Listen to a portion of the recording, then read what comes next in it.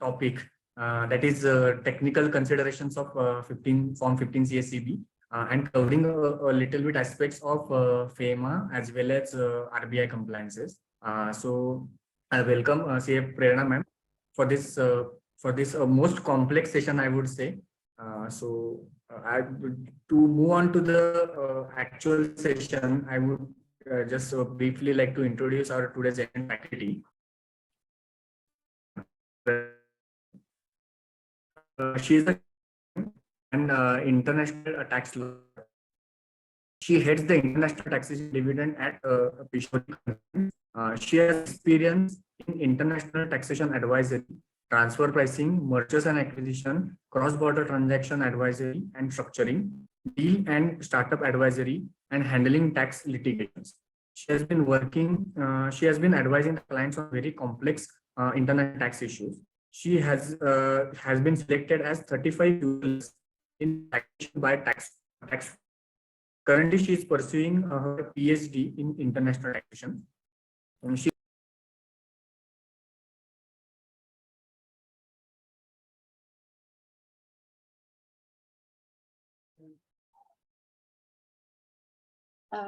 Ma'am, actually some technical issue with Pranav sir. Yeah. Just a second. He is again joined. Sure.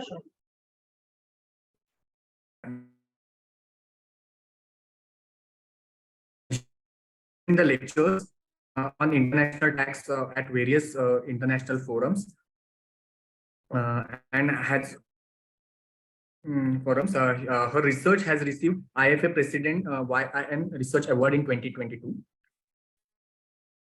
Panel discussion on IFA 2022. She is also involved in ICAI. She has been writing several research papers, articles, and authored books on direct taxes. She is a part of International Tax Committee of IFA and CTC. We welcome you, ma'am, for this session. And, thank you so much. Sure. Thank you, sir. So it's my pleasure to take this particular session, and without wasting any time, and I think I'm already welcome with the first query itself, which I can see. So I will answer it, of course, once we start with it. Okay, I think, is my screen visible?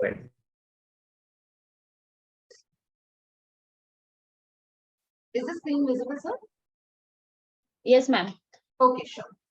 So this is very important and very hot area, I must say, the considerations in relation to Form 15 CACB, and obviously the changes which are coming day to day are something which are going to have an impact on this, and all the CAs, I assume, would be doing some or the other way Form 15 CA and CB, and which makes it very interesting to learn international tax, because here also you get the exposure of international tax in detail.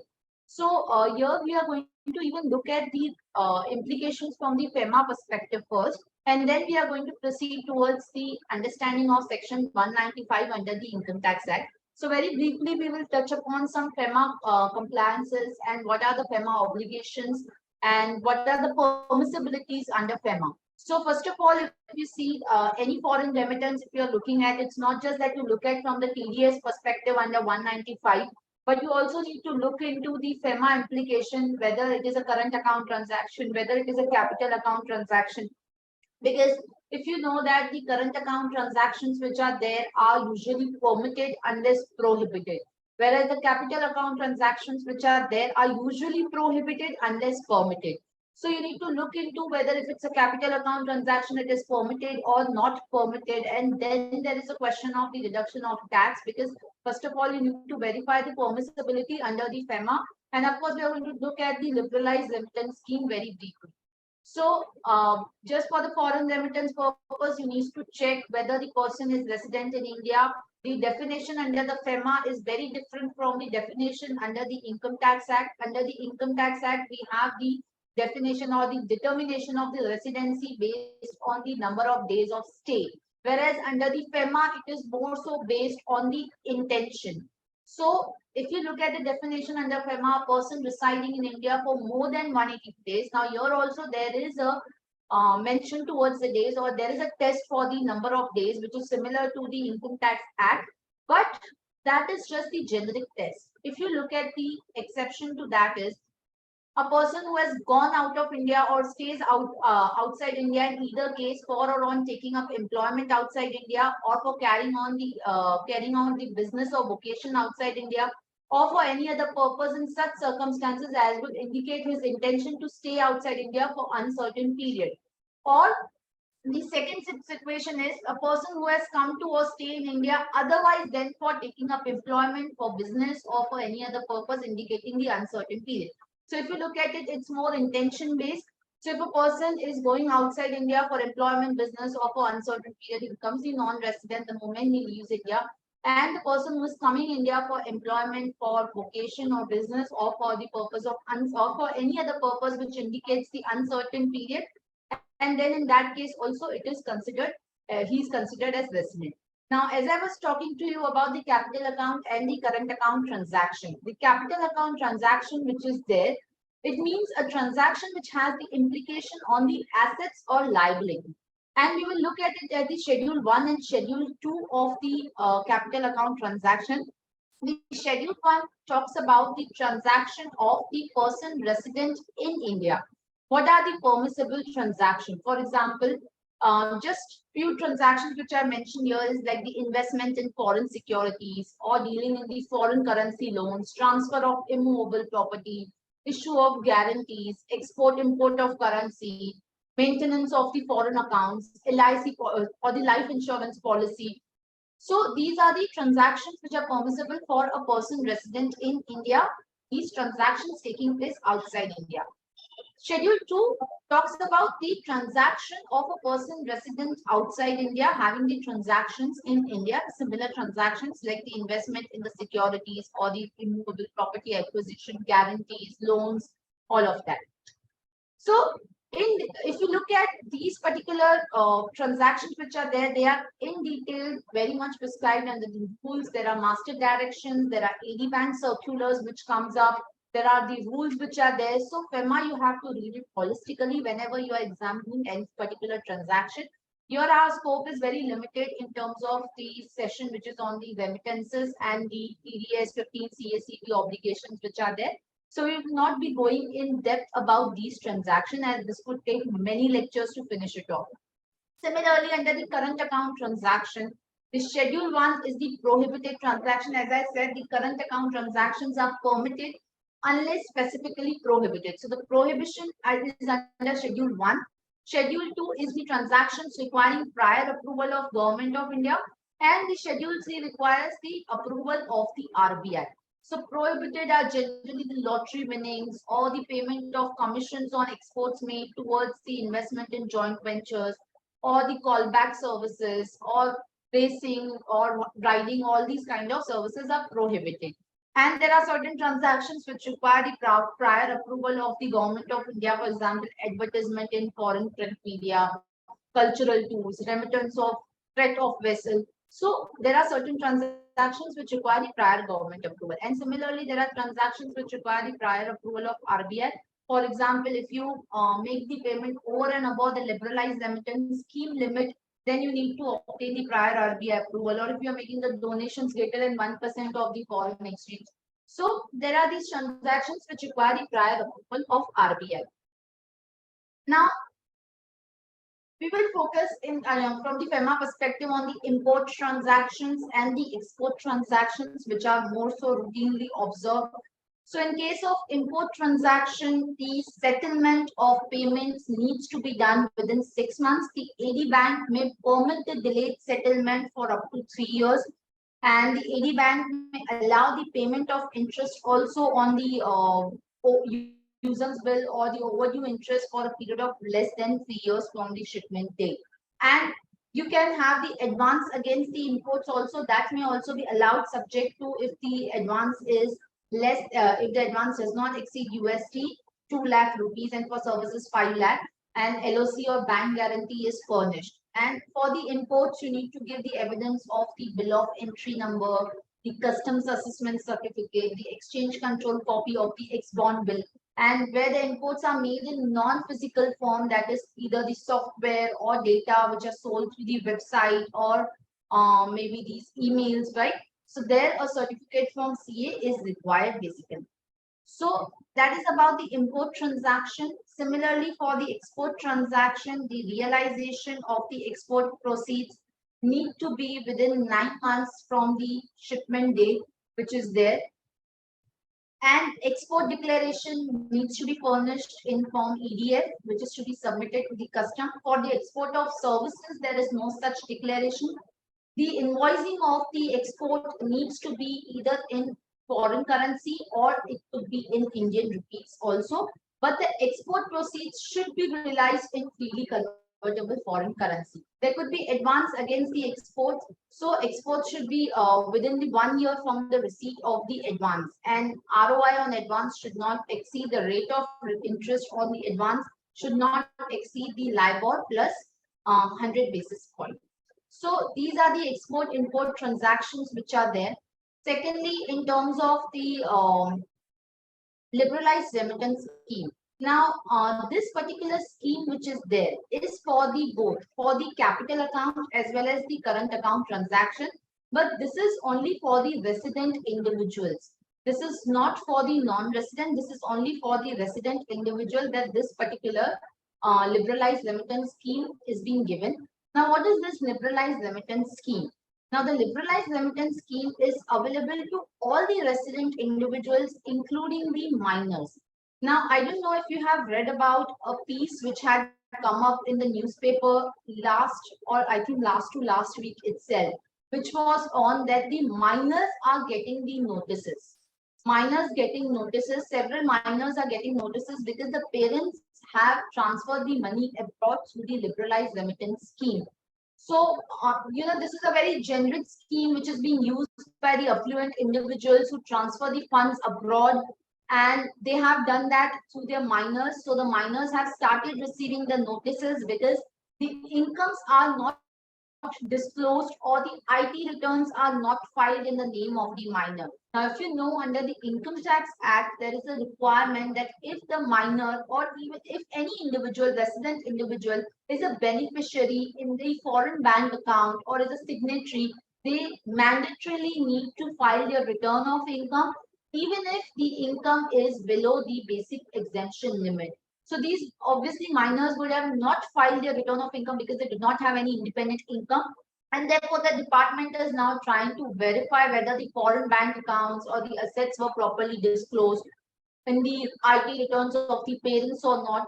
And these information have come up through the jurisdictions under the exchange of information. So obviously, the department is trying to verify that. And that's why these notices are being issued to these minor. So that was, I think, last week itself, this news was reported. And one should obviously refrain from engaging in such activities because, see, the department is getting the information like, it's very automatic, and on the automatic basis, the information is being exchanged by the countries to other countries, and India is also receiving it at a very high speed. So therefore, it's not something now very possible to hide from the income tax department. All the departments are interconnected with each other, and what you report in GST, what you report in income tax, or what you report for FEMA purposes, all should reconcile. Otherwise, you would be in a big soup because now the income tax department, for that matter, or all the departments are interconnected. Plus, they are also receiving the information on automatic basis from the other countries, which enables them to put up these notices or issue these notices and undertake the scrutiny. Yes, the master circulars are not now issued. Earlier they were issued, but now the master directions are still being issued. Yes. If export proceeds are realized in Indian rupee Vostro accounts, whether exports need to be realized in. So, Nitin, these Indian rupee Vostro accounts are basically used for the these online gateway systems which are there. So online gateway systems which are there for them, these Indian Vostro accounts are being used. So for that purpose, yes, it would be considered as the convertible foreign exchange. Yes, you're clear. Yes. So basically, if you know about these online payment gateways which are there. For that, these Vostro accounts are being utilized. It's not for the general purpose for which the foreign remittances are being received. The general remittances, you always get it in your bank account, but it's the what we say, the online payment gateway. So let's say, for example, I may be receiving the let's say my income or the export proceeds, let's say through the payment gateway, let's say PayPal or any other payment gateway which is there. So in that particular case, this Vostro account is generally being used, and that is also considered as the convertible foreign exchange. So this is for the purpose of processing of export related proceeds through the online payment gateway service provider, which is also called as OPGSPS. And it's through the Nostro basically, and not through the yes. Okay. I hope I've clarified that down. Yeah, so we were on the liberalized remittance scheme. Now under liberalized remittance scheme, as I said, 250,000 US dollar is the limit which is there, and both current and the capital account transactions are permitted. Now, what are the current account transactions which are permitted? Are the private visits abroad, the food related expenses, the gift or donation, going abroad for the employment, immigration, maintenance of close relative, business trips, medical treatment. And for the capital account transactions, it is the opening of the bank accounts which is there. Then it is for the purpose of purchase of property abroad, or the overseas direct investments which are there, or for that purpose setting up the wholly owned subsidiaries, joint ventures, extending loans. So all of these transactions are permissible under the liberalized remittance scheme. NRE and NRO accounts with respect to liberalized remittance scheme, I did not get exactly, Sagar, your question. Maybe you can, raise this question at the end also, and I could answer it. Gifts given to relatives under LRS is Form 15CB required? Yes, I will take up this question as well at the end, because we are going to deal with 15CB and LRS requirements, whether for that purpose 15CB is required or not. So that will automatically answer your question. Now, but the new thing which is there under LRS is the TCS requirement. Although for that, I'm not concerned with the 15CB or the TDS, but there is a TCS requirement which has undergone the change, especially after the Finance Act 2023, the recent budget which was passed.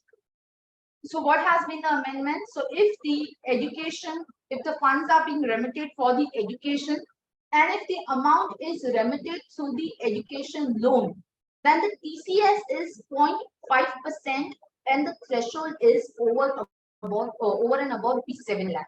If it is for education, which is not the amount being remitted through the educational loan, if it's generally I am paying not through any loan, then the TCS is 5% over and above rupees 7 lakh. Similarly, if it is for medical treatment, again the TCS is 5% for the payments which are over and above rupees 7 lakh. For the overseas tour package and in any other case, so basically in any other case, it's 20% without any threshold. The tax will be collected at source. And for the liberalized remittance scheme, the banks generally collect the declaration in Form A2. They collect your KYC requirements. And if, let's say, for example, any unspent money is there, which is lying abroad, that has to be brought back within 80 days. Again, that has been the recent change which has come up. So it was not there prior, but now it has been clarified that any unspent foreign currency which is there, that has to be brought back within 180 days. So that is something which one needs to be very cautious of. And the most important part over here is the TCS. So TCS is something which will be collected. Now this is going to be a huge cost for the individuals also, because this will be kind of a blockage of capital which will be there. And in that particular way, the capital will get automatically blocked until, of course, you can claim the credit while you're filing your return of income. But why this has been done so? In order to track the high value transaction.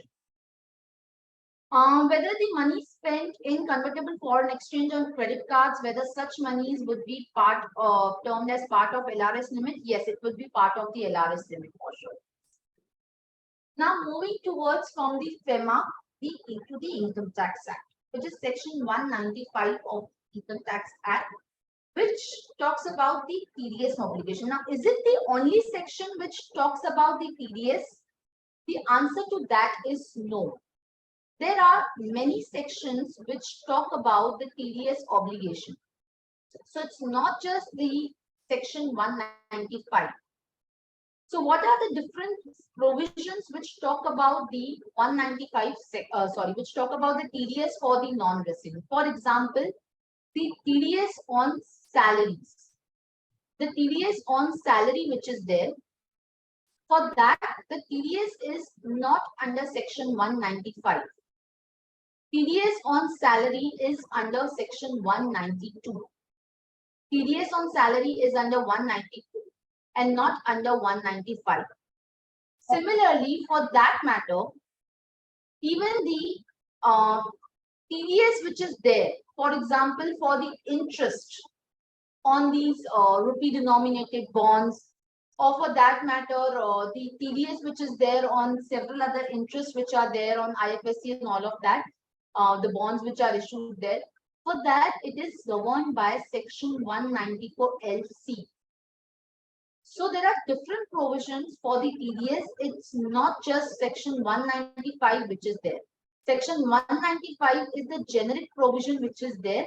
Over and above, there are many other provisions which are there in respect of the TDS.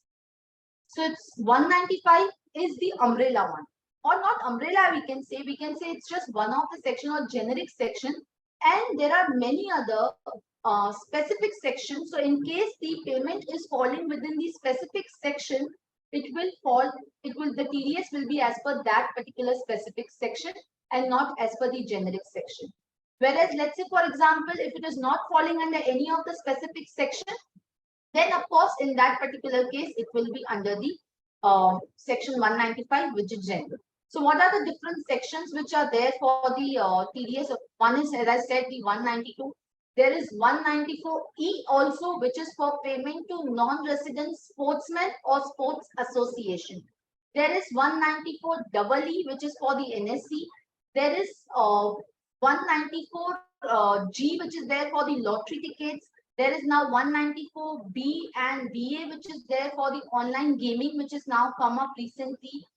For the LBA, which is there for the units of the business trust, income from the business trust units, which is received for that, it is 194 LBA. Or for the securitization trust, it is 194 LBC.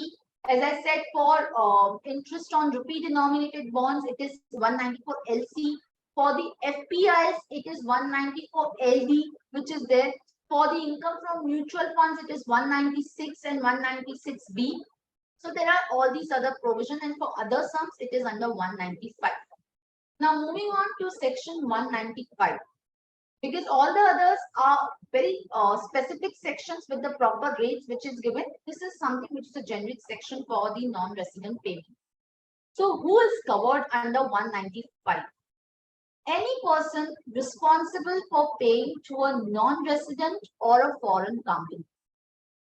So any person responsible for paying to a non-resident or foreign company, meaning it includes a resident for sure, whether it also includes a non-resident, so one non-resident making a payment to another non-resident, whether that is also included under 195, the answer is yes. And that's what the entire controversy in the Vodafone decision was all about. The famous landmark case of Vodafone.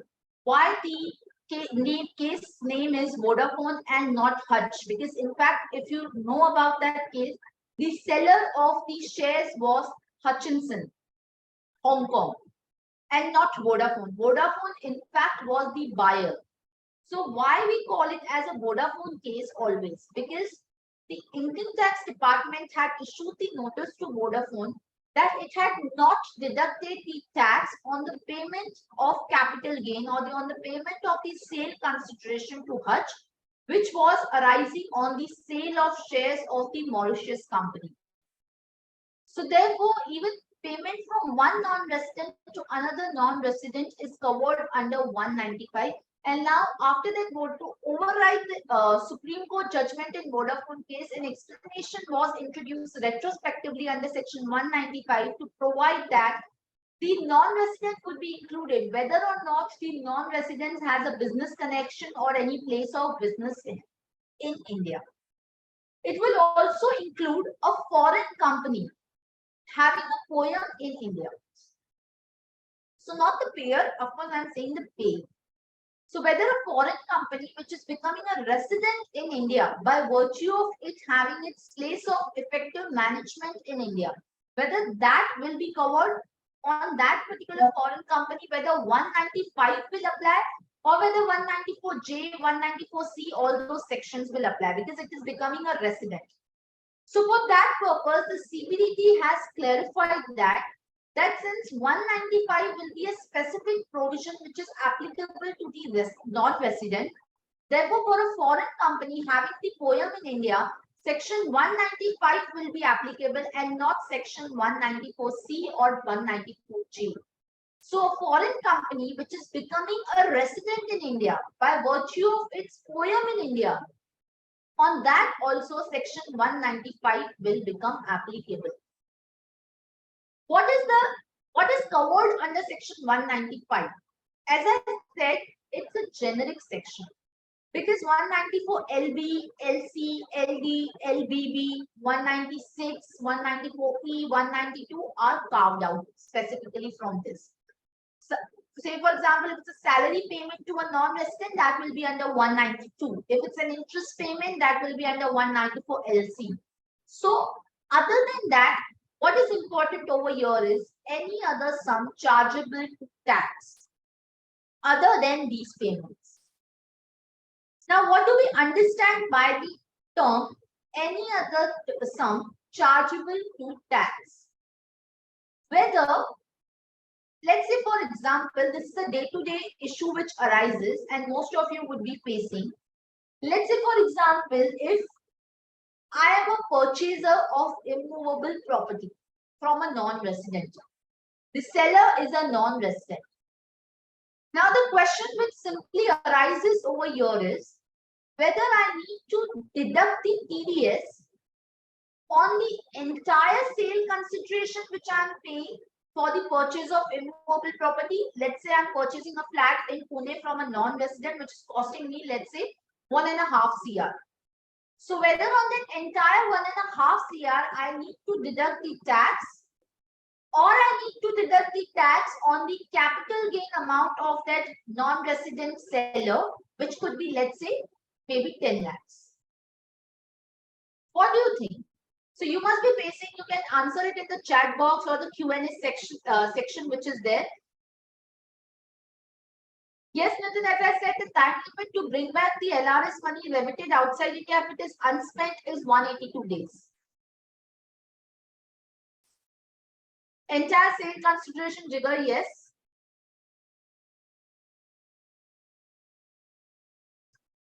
On the whole amount, most of the people are saying on the whole amount, entire amount, okay. On the gross, full consideration, net capital gain also, okay. Okay, so in this context, we can refer to certain decision on the full amount. So most of the people are here saying on the full amount. So I would like to draw your attention to the Supreme Court judgment in the case of the Transmission Corporation and GE Technology. Now, first, the decision of the Transmission Corporation came. And what was that decision? So, Supreme Court therein held that the expression any other sum chargeable under the provisions of the Act would not include cases where any sum payable to the non-resident is a trading receipt which may or may not include the pure income. So I could see two participants have raised the hand. I'm not sure who is there. One second. We can of course allow you to speak also. Just okay. Yeah. Let me finish it off. So Supreme Court in that case had held that the other sum chargeable to tax would include the cases where any sum payable to non-resident is a trading receipt which may or may not include the pure income. Now, interpreting this particular judgment, there was another judgment in the context of the Samson, wherein there also it was similarly held that it will apply on the entire consideration. Now the question here is that whether in the case of the transmission, whether it was really held that it will apply on the entire consideration or whether it could only apply on the income component. Because under the case of the transmission, the Supreme Court in that case just held that it will apply to the income which may not be the pure income. It did not say anything with regard to that whether it will apply on the part consideration or on the full consideration. So for that purpose, it just said that the gross amount, the whole of which may or may not represent the income or the profits. It just provided like that. It did not make any reference to whether it is on the entire income or whether on the component of the profit. Let's say, for example, let's take another case. Not just the case of intellectual property. Let's say, for example, if I'm making the payment for the imports. Now, if I'm making the payments for the import, is it possible that I have to deduct the TDS on the entire imports which are being made or on the profit component? Again, there is the same question. So, some chargeable to tax may include income which is hidden in the gross sum, and TDS may apply to the gross sum, the whole of which may not be the income of the recipient. That's what the other courts started interpreting the transmission case. And then it came the case of the G technology.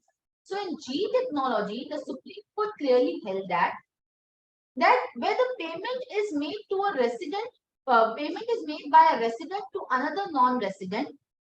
So in that particular case, the moment a remittance is made to a non-resident, the obligation to deduct the TDS does not arise. It arises only when the sum is chargeable to tax. Yes, Rajas, it's correct. Ideally, it should be on the capital gain amount. So, Supreme Court in G technology clearly held that particular thing. That section 195, which is there, it does not automatically creates the obligation to deduct the TDS. It is only arising only when the remittance is a sum chargeable under the Act. What do we understand by the sum chargeable under the Act as per section 4, 5 and 9? Now, very important question which is asked, that how do we calculate, how the buyer will calculate the capital gain amount? How the buyer is going to determine what is the capital gain amount of seller? Any answers to that?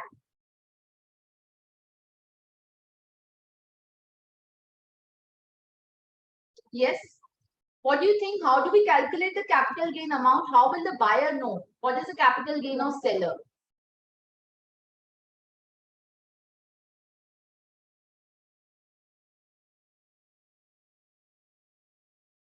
Yes. Okay. Based on the computation, but yes, Jigar, yes, correct. So apply for lower deduction certificate. Yes, that's correct. So one need to apply for the lower deduction certificate, which is under 195(2), which is what we are going to look at in a meantime.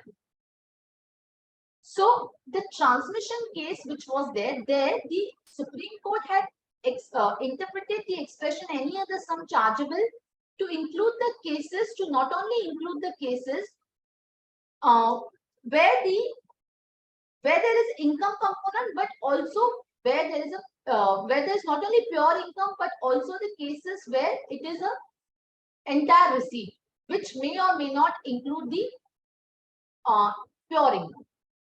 So it is here mentioned would not include, but it would include cases where any sum payable to the resident is a trading receipt, which may or may not include the pure income. So that was clarified by the G technology, that it will not be like that. That is, of course, the transmission is also saying the same thing. It's not something that G technology and transmission are not contradictory to each other. We may not look at it like that. Transmission is just clearly held that that section 195, which is there, that does not leave any doubt that the sum chargeable under the provision of Act would mean sum on which income tax is leviable. The sum may be income, hidden or otherwise embedded therein, and the tax is required to be deducted on the sum. So transmission case also held what the GE had held, but in the future rulings wherein it was interpreted that the transmission case was trying to say that it has to be on the entire component, but that was not correct. So in the GE case, GE technology, the Supreme Court had clarified that what even the transmission was saying was the same thing. But now it has been clarified very clearly that any other sum chargeable would include the case only when there is an income component in it. Are we clear about that? So how do we determine that? For that, we need to look into 195(2). Also, there is a CBDT circular which is with regard to section 201, which again says that the interest under section 201 will be on the portion representing the income and not the whole amount.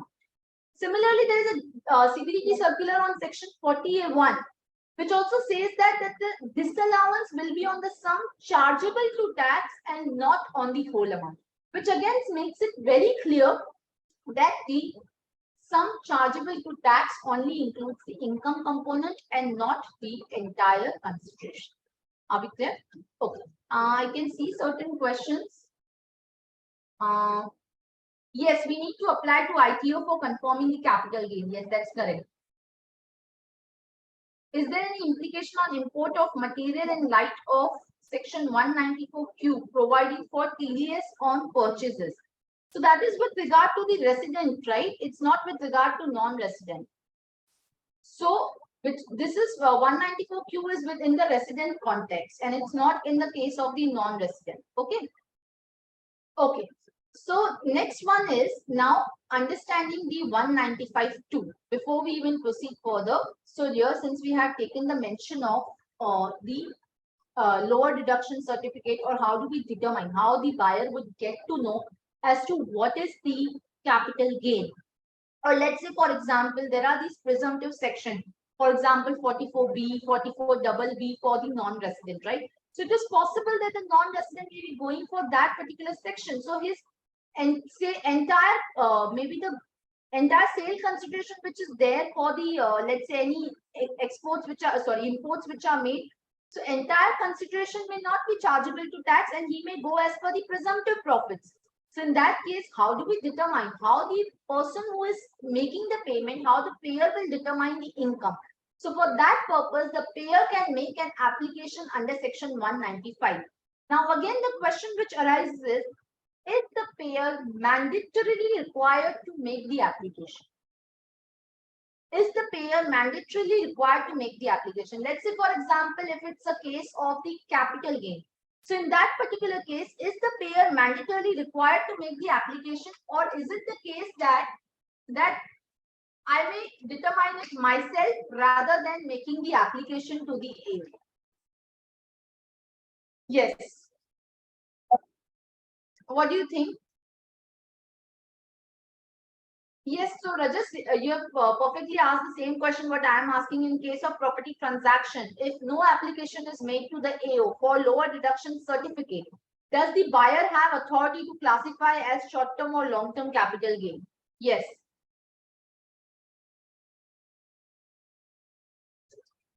So how would we determine? By the taxpayer, is it mandatory, or yes, the application is mandatory, or the payer can himself also determine?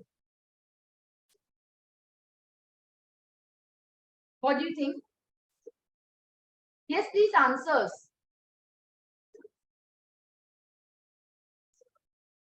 Yes. It's voluntary. Yes, it's not mandatory. Of course, then again, in the transmission case, again, it was interpreted like that it is mandatory to apply to the AO. Some courts had interpreted like that if you do not apply to AO, then in that particular case, it is possible that the AO may contend that it should have been on the entire amount. So the transmission case was again wrongly interpreted to mean that if the application under 195(2) is not being made to the AO, then ideally you should deduct on the entire amount and not on the income amount. But again, that interpretation is not correct. So the application under 195(2) is not at all mandatory. The payer, if he has the details available, can also determine.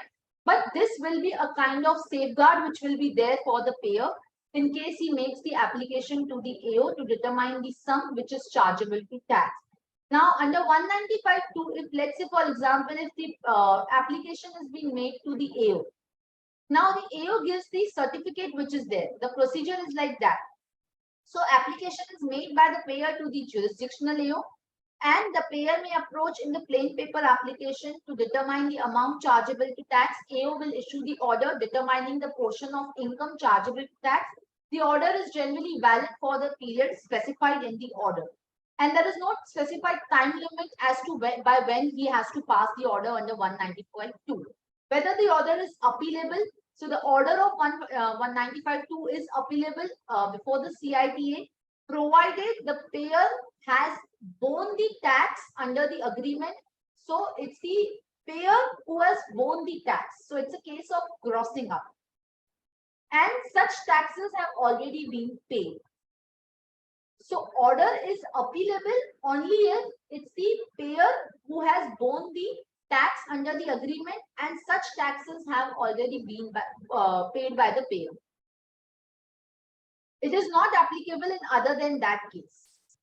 Now the question which arises again is that whether the order which is passed under 195(2) is it conclusive? Whether the order which is passed under section 195(2) is it conclusive?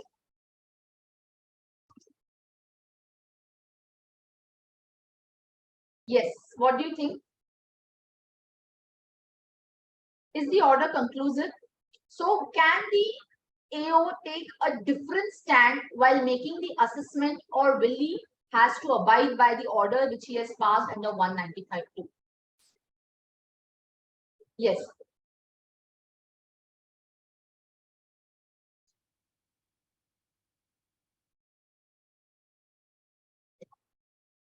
The lower deduction certificate, of course, it could be before or after the transaction also. It's not necessarily that it has to be before the transaction. Yes, if the NRI purchases the building or property in India from other NRI, then the TDS is required to be deducted, Jayesh. Because as I said, any person, it could be NRI, from NRI to NRI payment, it could be resident to non-resident payment. So it is any person covering the transaction between two non-resident, but what is important is that the income should be chargeable to tax. So if it is a capital gain arising on sale of immobile properties situated in India, that is the income which deemed to accrue or arise in India from the transfer of capital assets situated in India under section 911. So therefore, yes, it will be covered. The TDS will be required. No, it's not conclusive. Yes, that's correct. So the order which is passed under 195(2) is not conclusive. The department may take a contrary view. So the order which is passed under 195(2) is not at all conclusive, and the department has very well the right to pass the order which is very much contrary. The assessment order can be contrary to 195(2) order. Because while issuing the 195(2) order, the department is not making the assessment. When the department is making the assessment, at that point in time, the department may call for certain other information. They may get certain additional information. So therefore, it's not necessary that the department is making the assessment at the time of issuing 195(2) order. 195(2) order is issued based on the details which are submitted at that point in time. So it is not at all a conclusive order, and department may take a contrary view. Then the next is that whether the application can also be made for nil withholding order. Yes, the application can be made for nil withholding, but generally nil withholding is not given. So practically application is filed for both the nil as well as lower withholding tax rate order, but generally it is not given for nil. Now, another which is there is, this is by the payer. The payee can also make an application. That is under 195(3). Under 195(3), the payee can make an application, but these are the specified payees which are there, which are only the specified under Rule 29B, which is the foreign bank having the Indian branch for interest, or the foreign company having Indian branch for any sum not being the interest. So these are only the specified payees which can make the application under 195(3). Other payees can make an application under section 197. So under section 197, the payee can make an application for no deduction or deduction at a lower rate. Whether the 197 order, whether that is appealable, the answer is no. Now, application in Form 13 online can be made. Application has to be made either before the payment or credit, whichever is earlier.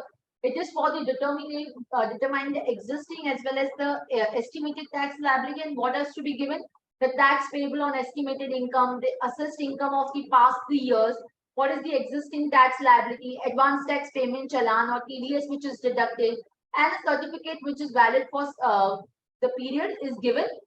Basically, that this certificate is given that the tax should be as per this particular rate, and it should not be lower than this, sorry, it should not be higher than this, or it could be a zero. But generally, again, here also the nil withholding tax orders are rarely passed. It is mostly the lower withholding tax orders which are passed. And again, revision application of course can be filed, but this is a certificate and not an order under 197. So appeal cannot be filed. Of course, you can file a writ petition. No, NRI cannot purchase agricultural land. If NRI has Aadhaar and PAN and he enters into transaction as resident due to ignorance, how TDS will be charged? So TDS is the obligation on the buyer and not the seller, or it is on the payer and not the pay. A very interesting question which is being asked over here, that if, let's say for example, the payer is not having the knowledge as to whether the non-person who is he dealing with is a non-resident or resident. So in that particular case, whether there is a liability on the payer if the other person represents, see, that generally happens in the case of the immovable property transaction, where the issue which arises is that in those cases, it is sometimes the seller is represented by a power of attorney holder. The seller is sometimes represented by the power of attorney holder. So in that particular case, the question arises that whether the seller or whether the payer has any obligation in that particular case. So that is the question which arises. What do you think? Whether the payer is absolved if he is not aware about whether the payee is a non-resident and he deducts, let's say, as per 194J, 194C or whatever, 194 IEA. Yes. Whether the payer gets absolved.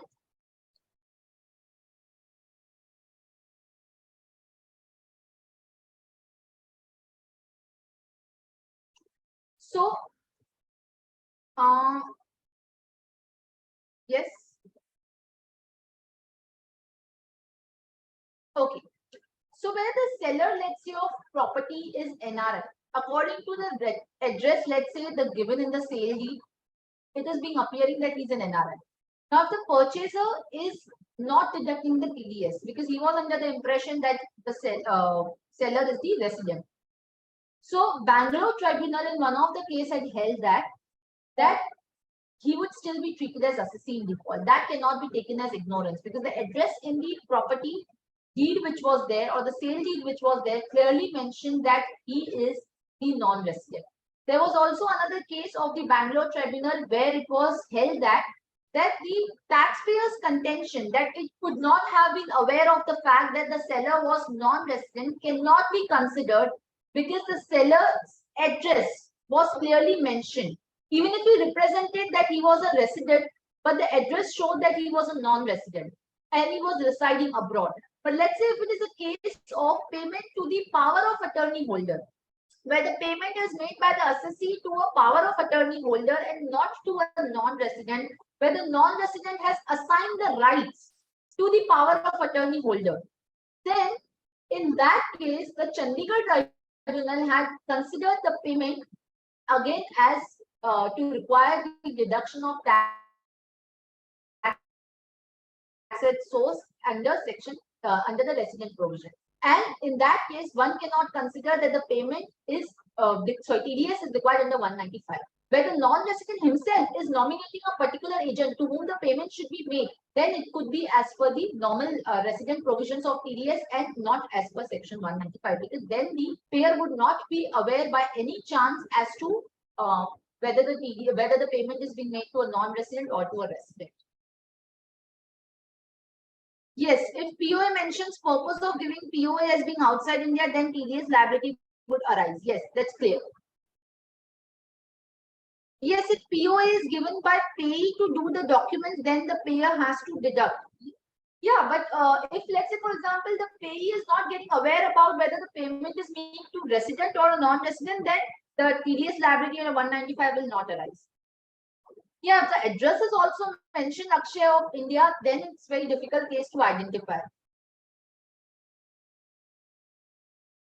Yeah, it is in the capacity of the agent only. But let's say, for example, based on the genuine circumstances, if the person who is making the payment is not aware about to whom the payment is being made, the residential status of that person. So therefore, in that case, based on those facts, it was considered that yes, the 195 will not apply.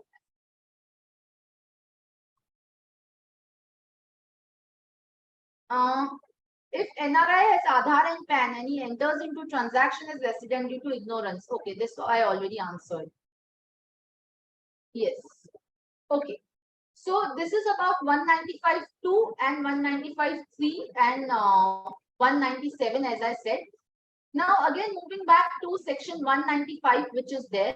Now again under 195, the important consideration which is there is, let's go back to the first point itself. Yes, the rates and the threshold. So what are the rates and the threshold? Here the threshold is not given, unlike 194C, 194J, where the thresholds are given. Here there is no threshold which is prescribed. Now what are the TDS rates which are there? It says as per the rates in force. Section 2, subsection 37A talks about or defines the term rates in force, meaning the rate under the act or the treaty, whichever is beneficial. Now whether surcharge and cess needs to be added to the rate which is there. Whether surcharge and cess needs to be added to the treaty rate which is there. Yes, what do you think? Let's make it interactive.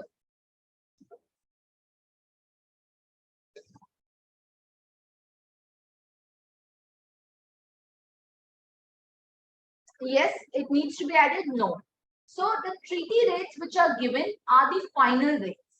You do not need to add any surcharge or cess. So surcharge or cess would not be included to the treaty rates. The treaty rates are final rates. So if you look at the treaty, it says not exceeding 10%. So then that particular rate is the final rate. We cannot add any surcharge or cess. Income tax includes the surcharge and the treaty rates are final. We cannot add any. Now, when is 195 applicable? At the time of payment or credit, whichever is earlier. The exchange rate which is there has to be taken as on the date on which the tax is required to be deducted and not the date on which the tax is actually deducted. Let's say, for example, if I'm making the payment, let's say today. So then the tax is required to be deducted today itself. And let's say I'm deducting the tax, let's say on 30th April. So then I will not take the exchange rate of 30th April, I will take the exchange rate of today to convert the amount. Now, another important question which arises in the case of these payments which are being made to the non-resident. Now, under the tax treaty, I'll explain you what is this controversy.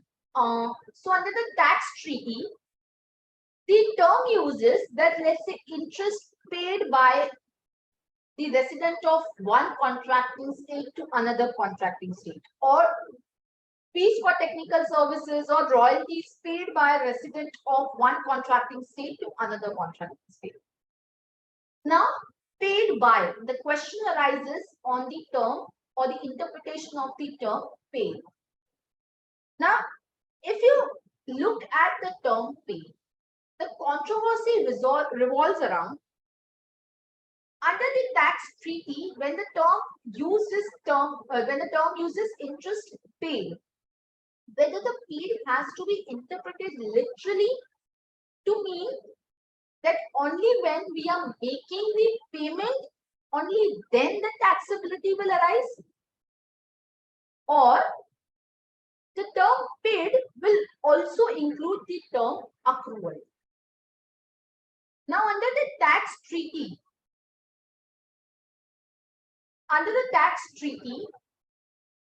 there is a provision that if any term is not defined under the tax treaty, then the reference can be made to the domestic tax law unless the context requires otherwise.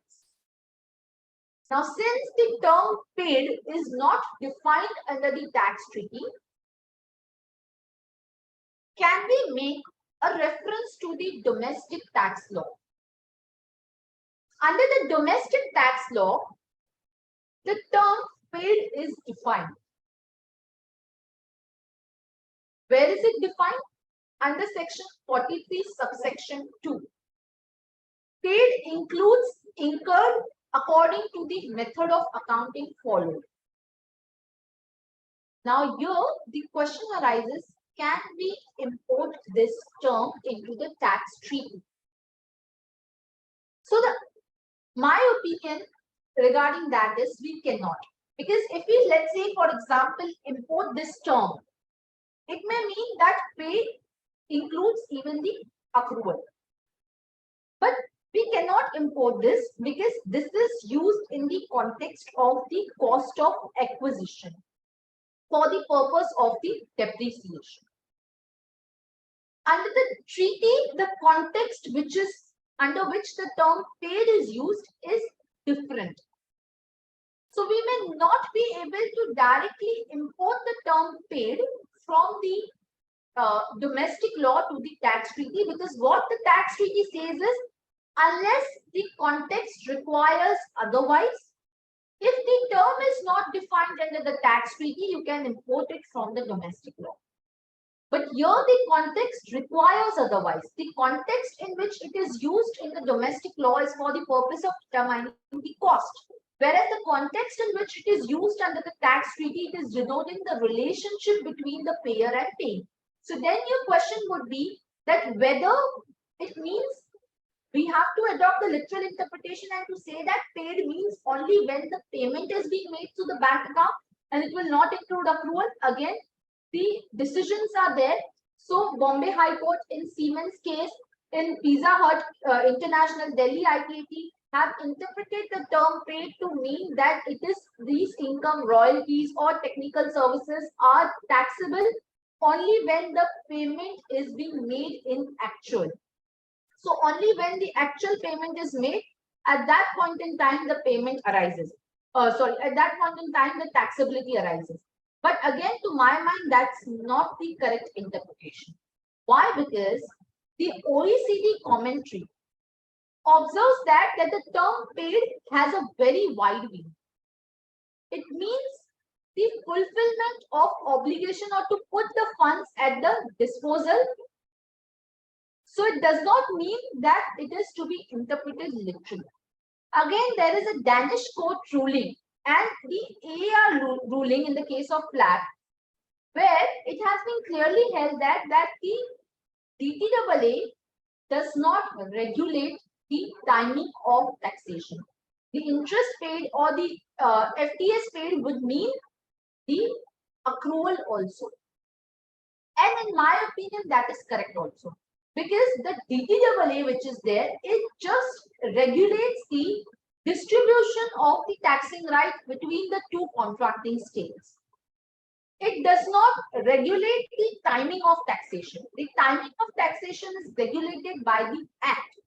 And Act is not regulating in this case, or Act is not providing any way in any manner. It is not providing that the interest or royalty or FTS has to be taxed only on payment basis. Section 195 is very clear. It says payment or accrual, whichever is earlier. Had 195 provided that it has to be deducted only on payment, then that's a different story. But here the act itself is not regulating the timing. So there is no question that the DTAA also will not regulate the timing of taxation, because DTAA's role is very clear. It will just distribute the taxing rights between the two states by dividing those taxing rights. So therefore, in my humble submission, these particular decisions where it has been held that the tax liability arises only on payment are not correct. Then moving on to the next part which is there.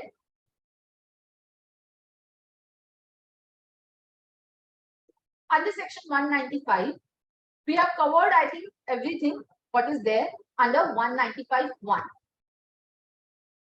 Now, when we talk about section 195, when we talk about the sum chargeable to tax, how do we determine the sum chargeable to tax? So for that purpose, what are the steps? So the process is something like this. Taxability under the Act. You need to examine first the taxability under the Act. Then under the Act, what are the sections which are there? It's section 5 and section 9, which talks about the residency provision. Right? Which talks about the source principle. And section 6 talks about the residency provision. So first we have to look at the taxability under the Act. Whether the income at the first place is accruing or arising in India. Number 1. If it is accruing or arising in India, it is very well taxable under the Act. Secondly, we need to see if at all it is not directly accruing or arising, whether it is deemed to accrue or arise in India. What do we mean by deemed accrual? So deemed accrual means what? That, let's say for example, if it is not directly arising, but let's say it is a case of the one non-resident transferring to the another non-resident the shares of the foreign company, which was the Vodafone case. It was not directly accruing or arising in India. Under section 5, it was not directly accruing or arising. It is the shares transferred by the shares of a foreign company. The transaction was between the two non-residents. So how the income will directly accrue or arise in India? Just because the shares of that foreign company whose shares were sold were deriving their value from the shares of the Indian company. So that is the concept of deemed accrual. Under section 911, the deemed accrual was introduced in respect of the indirect transfer provision, whereby if the shares of a foreign company derive the value substantially from Indian assets, then it is considered as that the shares of the foreign company are deemed to be situated in India. So it is an indirect transfer provision which is not accruing, the income from which is not accruing directly, but it is a deemed accrual. Therefore, we need to check section 9. Similarly, it's the case with royalties under section 915. Under section 915, there are different issues in terms of whether the payment for the software which is made is in the nature of the copyright, or is it in the nature of copyrighted article? Because if it is in the nature of copyright, then in that particular case, we have to consider the payment as royalties. And if it is in the nature of copyrighted article, then we need to consider it as a business income and not in the nature of royalty. Similarly, in the case of the, or in the context of the fees for technical services, whether the payment which is made is in the nature of managerial, technical, or consultancy services. What do we understand by the technical? Whether there is human involvement when the technical services are being provided, because only when there is human involvement, in the case of Bharti Airtel, it was held that there has to be human involvement to qualify a payment as the FTS. So one needs to check whether there is accrual under section 5 or deemed accrual under section 9. Secondly, we also need to check about the equalization levy. Now, equalization levy is into two parts. One is applicable on the online ad services or digital advertisement. Second, which has been newly introduced in 2020, is on the e-commerce operators. Now, if the transaction is chargeable to equalization levy, it is exempt from income tax under section 1050. So therefore, there would not be any question of TDS under 195. If equalization levy is applicable, then you would not deduct the TDS under 195, because if it's equalization levy on the digital ads, the payer has to discharge the equalization levy obligation. And if it is in the case of non-resident e-commerce operator, then ideally the payee has to discharge. The recipient of income, the e-commerce operator himself has to discharge it. Now, once we are clear about the taxability under the Act, we need to look at the taxability under the treaty. Again, under the treaty, same characterization has to be done what we did under Income Tax Act, whether the payment is royalty or not. Because generally, the payments for the software purchase are not categorized as royalty under the tax treaty. Under the Act, the payment for the purchase of software is being specifically categorized as the copyright, and therefore it is characterized as royalties under the Act. The definition of royalty under the Act is very comprehensive. It covers the payment for software purchase.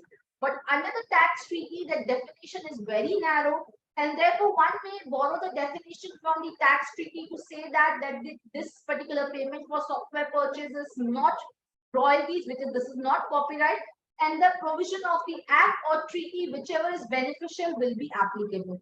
Similarly, there may or may not be FTS clause under the tax treaty. In case there is no FTS article under the tax treaty, for example, under India UAE, there is no FTS article, then you may go as for the business profits. And business profits will not be taxable unless the non-resident has a permanent establishment in India.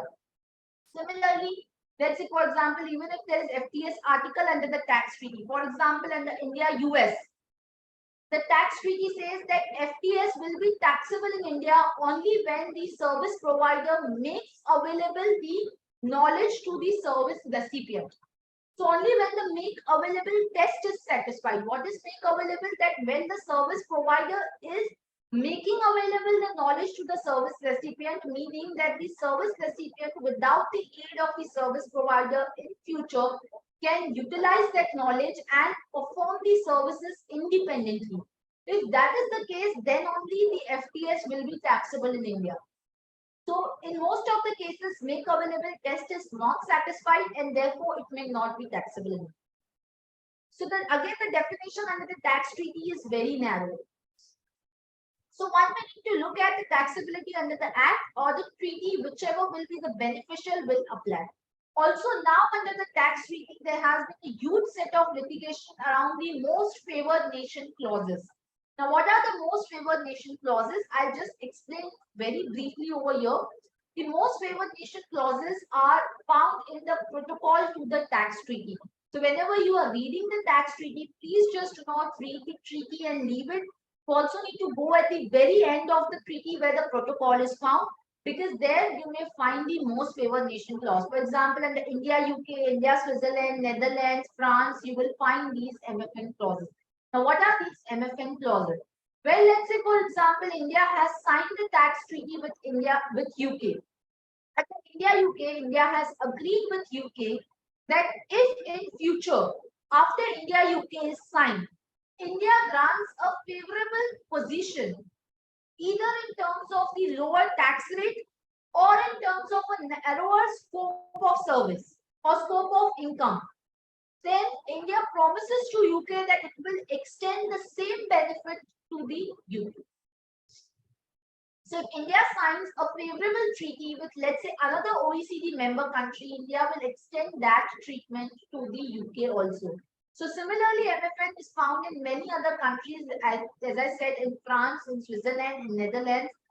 So in many countries, this MFN article is found. Now, what is the controversy which is around? The controversy is around that whether the MFN is to be imported or it has to be applied automatically, or whether the notification is required for the applicability of MFN. Now, CBDT has very recently issued a circular providing that a separate notification is required to apply the MFN clause by the CBDT. Unless that notification is issued, the MFN will not be applicable. But Pune ITAT, in a very recent judgment, has held that this notification is not in line with the provisions under the international tax law, because it is creating a hurdle in the terms of applying the tax treaty. Once the treaty itself is notified, there is no need of separately notifying the protocol. It is just creating an impediment.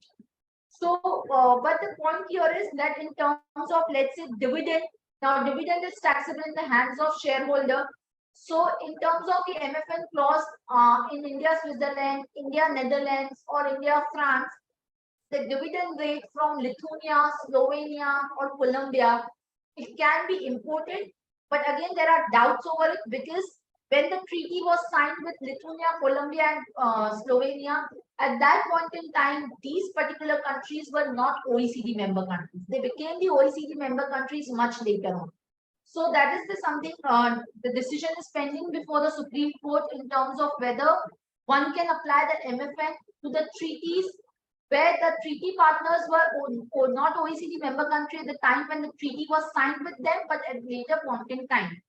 So that is something which is still pending before the Supreme Court, but Delhi High Court has allowed that dividend can be charged at a lower rate by importing the MFN clause, even though these countries became the OECD member country later on. Why the OECD membership is important is because under the MFN clause, India agrees to extend the benefit under MFN only when the treaty is signed with another OECD member country.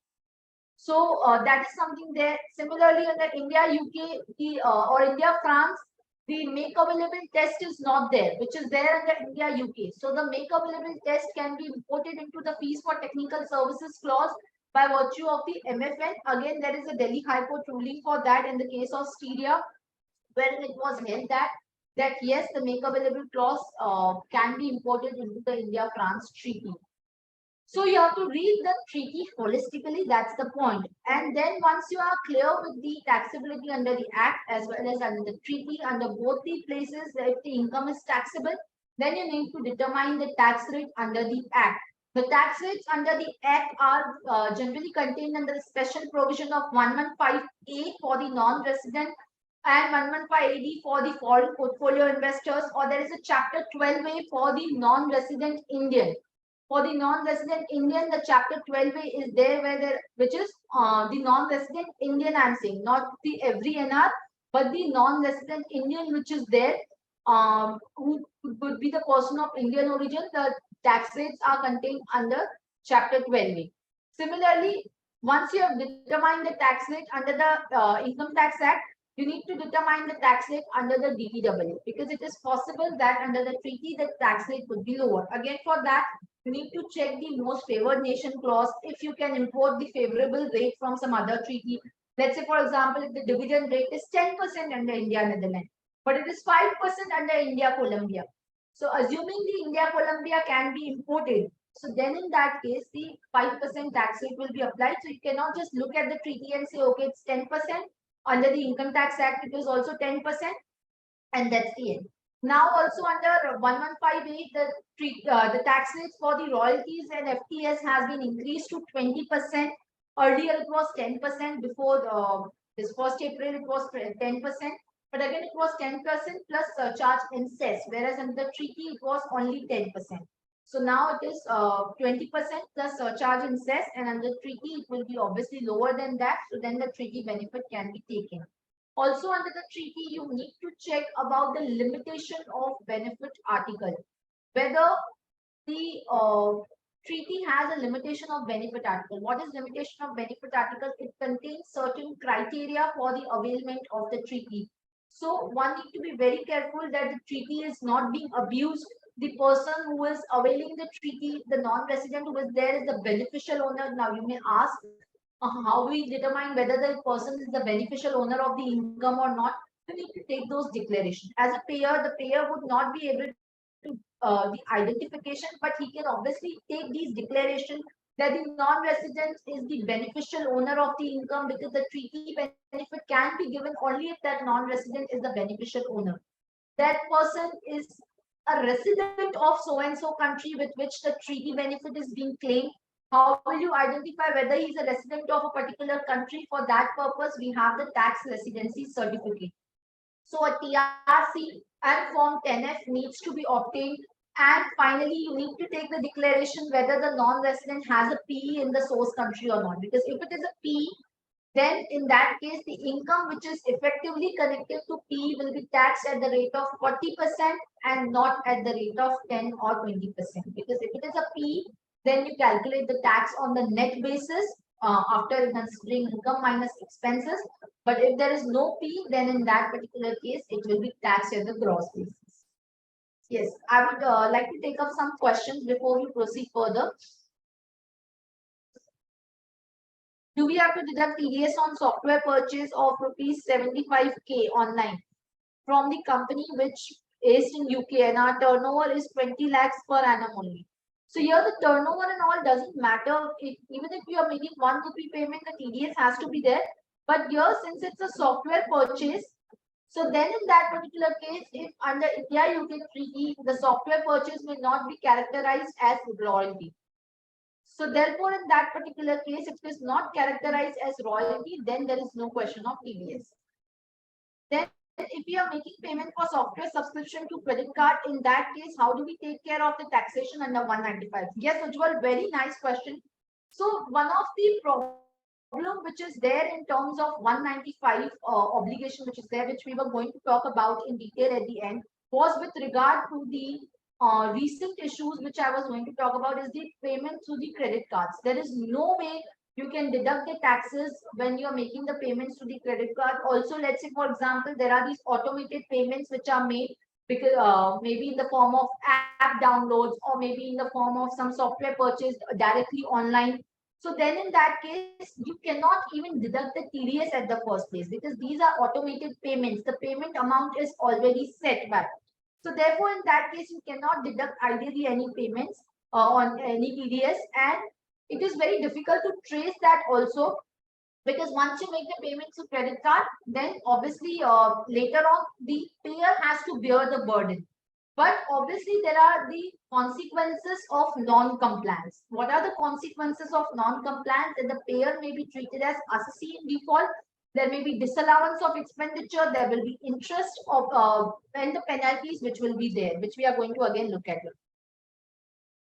If payment of consultancy charges or professional fee is made outside India, whether Section 195 is attracted and TDS is required.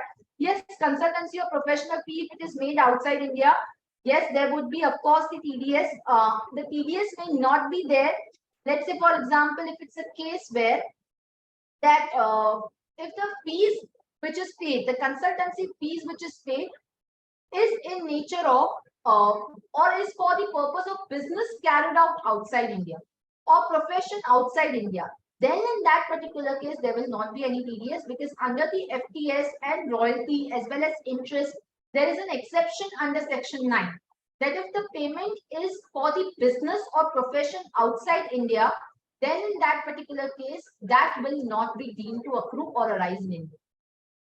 So let's say, for example, if I am making the payment for, let's say, I have hired some, let's say, consultant for the purpose of doing business outside India, or let's say for my subsidiary outside India, or let's say my branch outside India.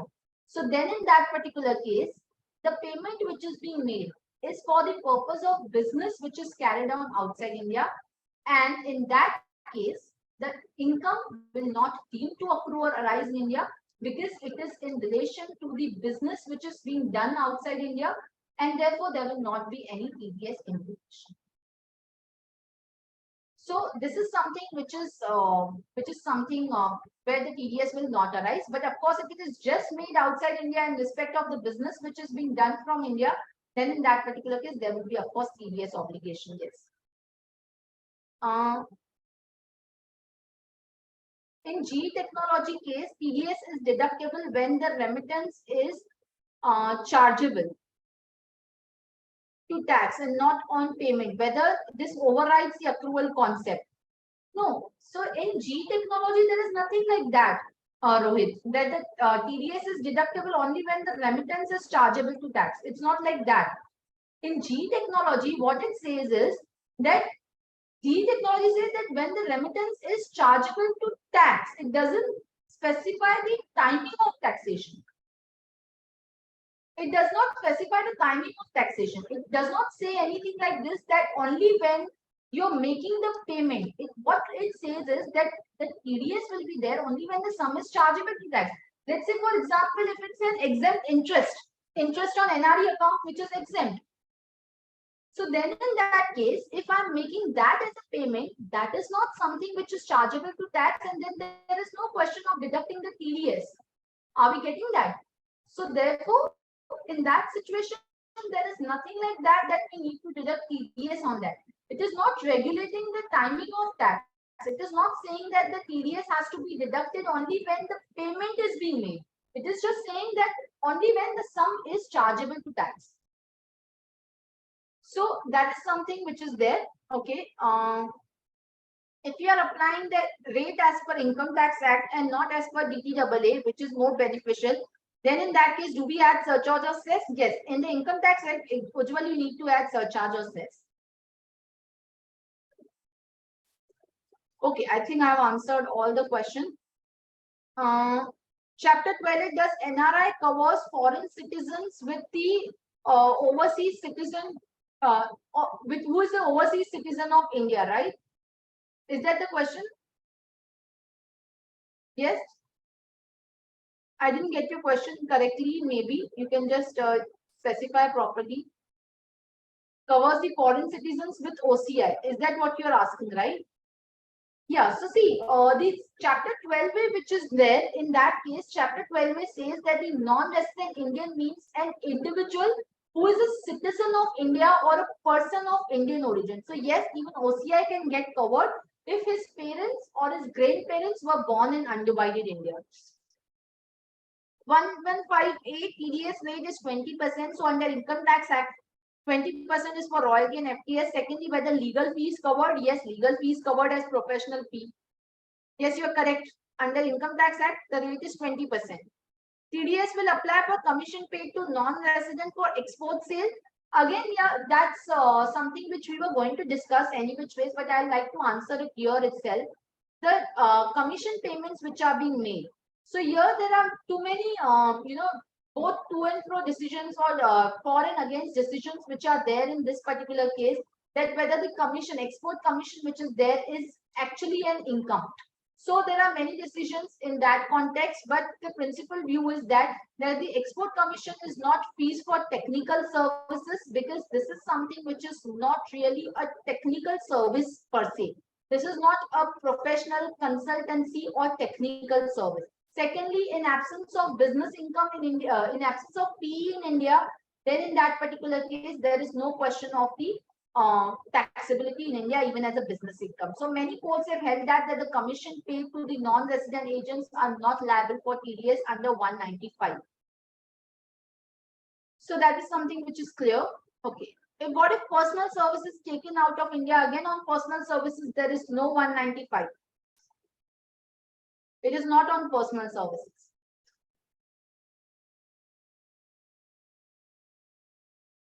In case of property, of course, there is no exclusion like that for personal services too. But again, the personal services, it's very difficult to capture that under 195 also, because there would not be disallowance per se under 40A1.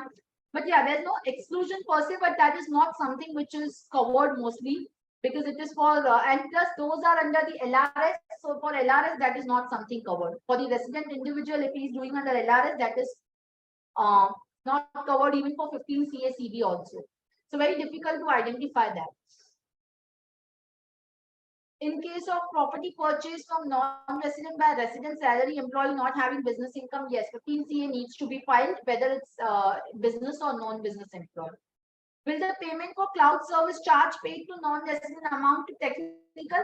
Similar, very good question. For cloud service charges paid to non-resident, that would not amount to technical because this is where there is no human involvement. And as I said in Bharti Airtel, it was clearly held that there has to be human involvement to qualify a service as technical. Now, whether this will qualify even as royalty, the answer to that would be no, because here there is no possession of the server which is there, for which the cloud service charges are paid. So therefore, that may also not come under the definition of royalty. Okay, the next questions I'll take after a while before we have to finish it off. So I'll took a few questions and I'll take other few also.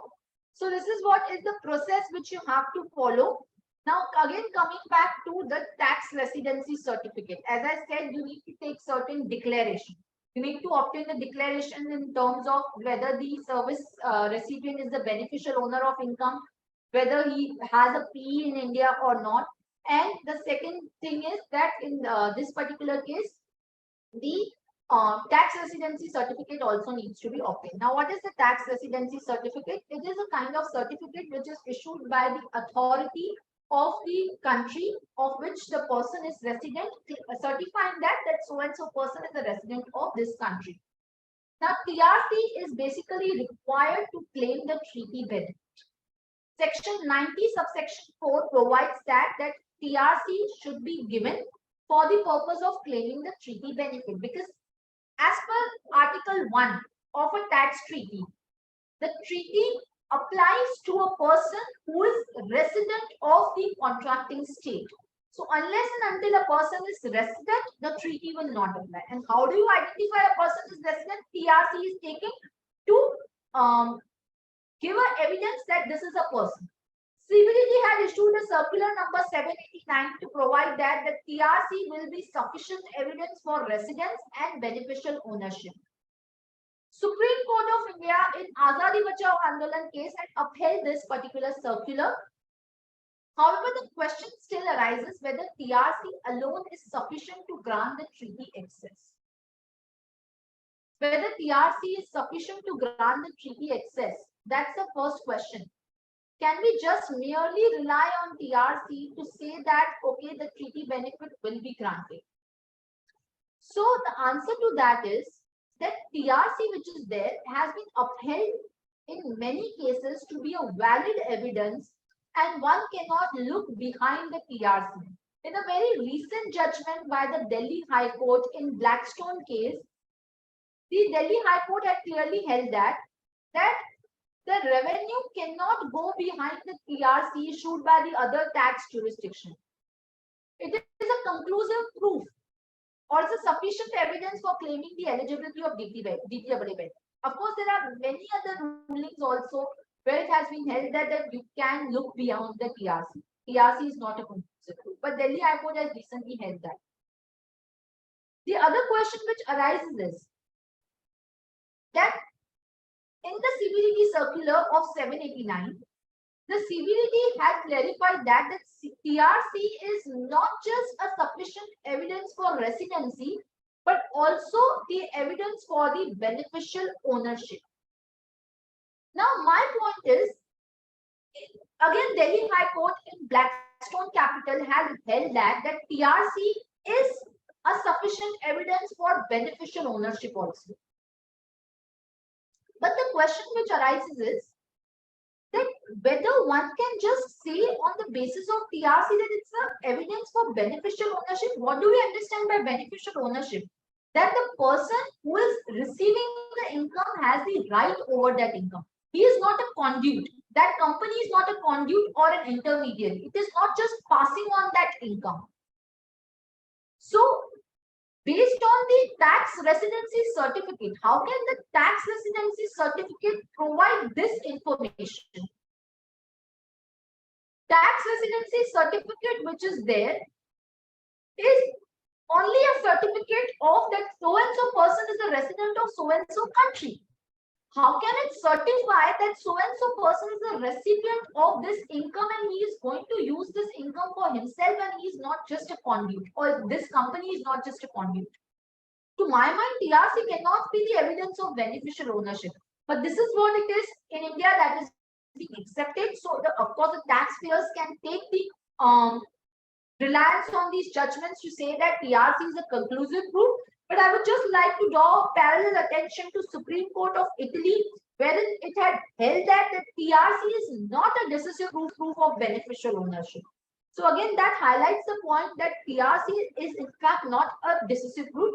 But in the Indian context, if you see, there are rulings which have allowed the beneficial ownership on the basis of TRC. So taking TRC is mandatory.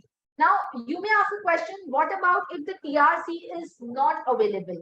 Or let's say, for example, there could be another few issues like, let's say, for example, TRC is available of the earlier year, or TRC has been applied but not received. Most of the time you get these answers from the page that it has been applied, it is of the last year, it is not of the earlier year, or the year of remittance is different from the tax year, or the country itself does not issue the TRC. So is TRC really mandatory? So again, in that context, Ahmedabad ITAT has allowed the treaty benefit even without the TRC, because it had held that these procedural requirements under Section 94 cannot be read as limitation to the tax treaty. And similarly, it has been followed in the Hyderabad ITAT. Similarly, in France also, the Supreme Court had held that the TRC is a prerequisite for availing treaty benefit, but not for determining the residential status. But that was in the context of the residential status and not whether it's mandatory or not. But of course, in the Indian context, the Ahmedabad ITT has allowed the benefit of TR without TRC also, that it's just a procedural requirement and cannot be limitation to the tax treaty benefit. Whether there is, let's say, for example, delay in furnishing of TRC, again in that context, Mumbai ITT has allowed the treaty benefit if there were genuine reasons. Now, if the TRC does not contain the details like status, country of incorporation, PIN, period of residential status, address, then in that particular case, Form 10F needs to be submitted, which is provided under Section 90, subsection 5. Again, is 10F form mandatory?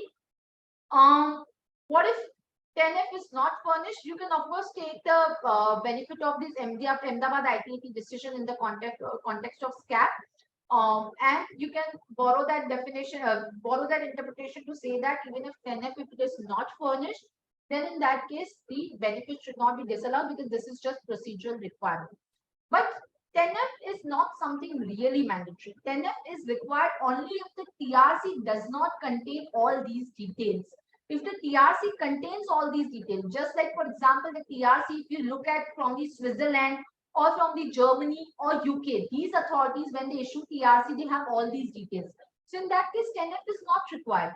Only when, let's say, for example, Singapore and Hong Kong, there, let's say, status is not mentioned. So then in that case, 10F is required. Till now, Form 10F, which was there, was a self-certified form. But since last year, in 2022, notification was issued that with effect from July 16, the Form 10F will be filed online. So representations were made for that. Why the representations were made? Because Form 10F required filing online. And for filing online, you need to obtain the PAN because you need to create your income tax login ID over the income tax portal, and which you cannot create without the PAN. So indirectly, the income tax department mandated obtaining of the PAN by the non-resident. So therefore, the representations were made to the CBDT that relax the requirements of filing the 10F online. And indeed, CBDT had relaxed that by first granting the relaxation till 31st March. And now, very recently, last week, they extended the relief till September 30, 2023. But relief is given only for the non-residents who are not having PAN and are not required to obtain PAN. Now, what does that mean? So, whether the non-residents are not required to obtain PAN, the answer is no. If you look at Section 139A, which provides for the PAN requirement, who needs to obtain PAN, there it is very clearly mentioned that once you have the taxable income, you need to obtain PAN.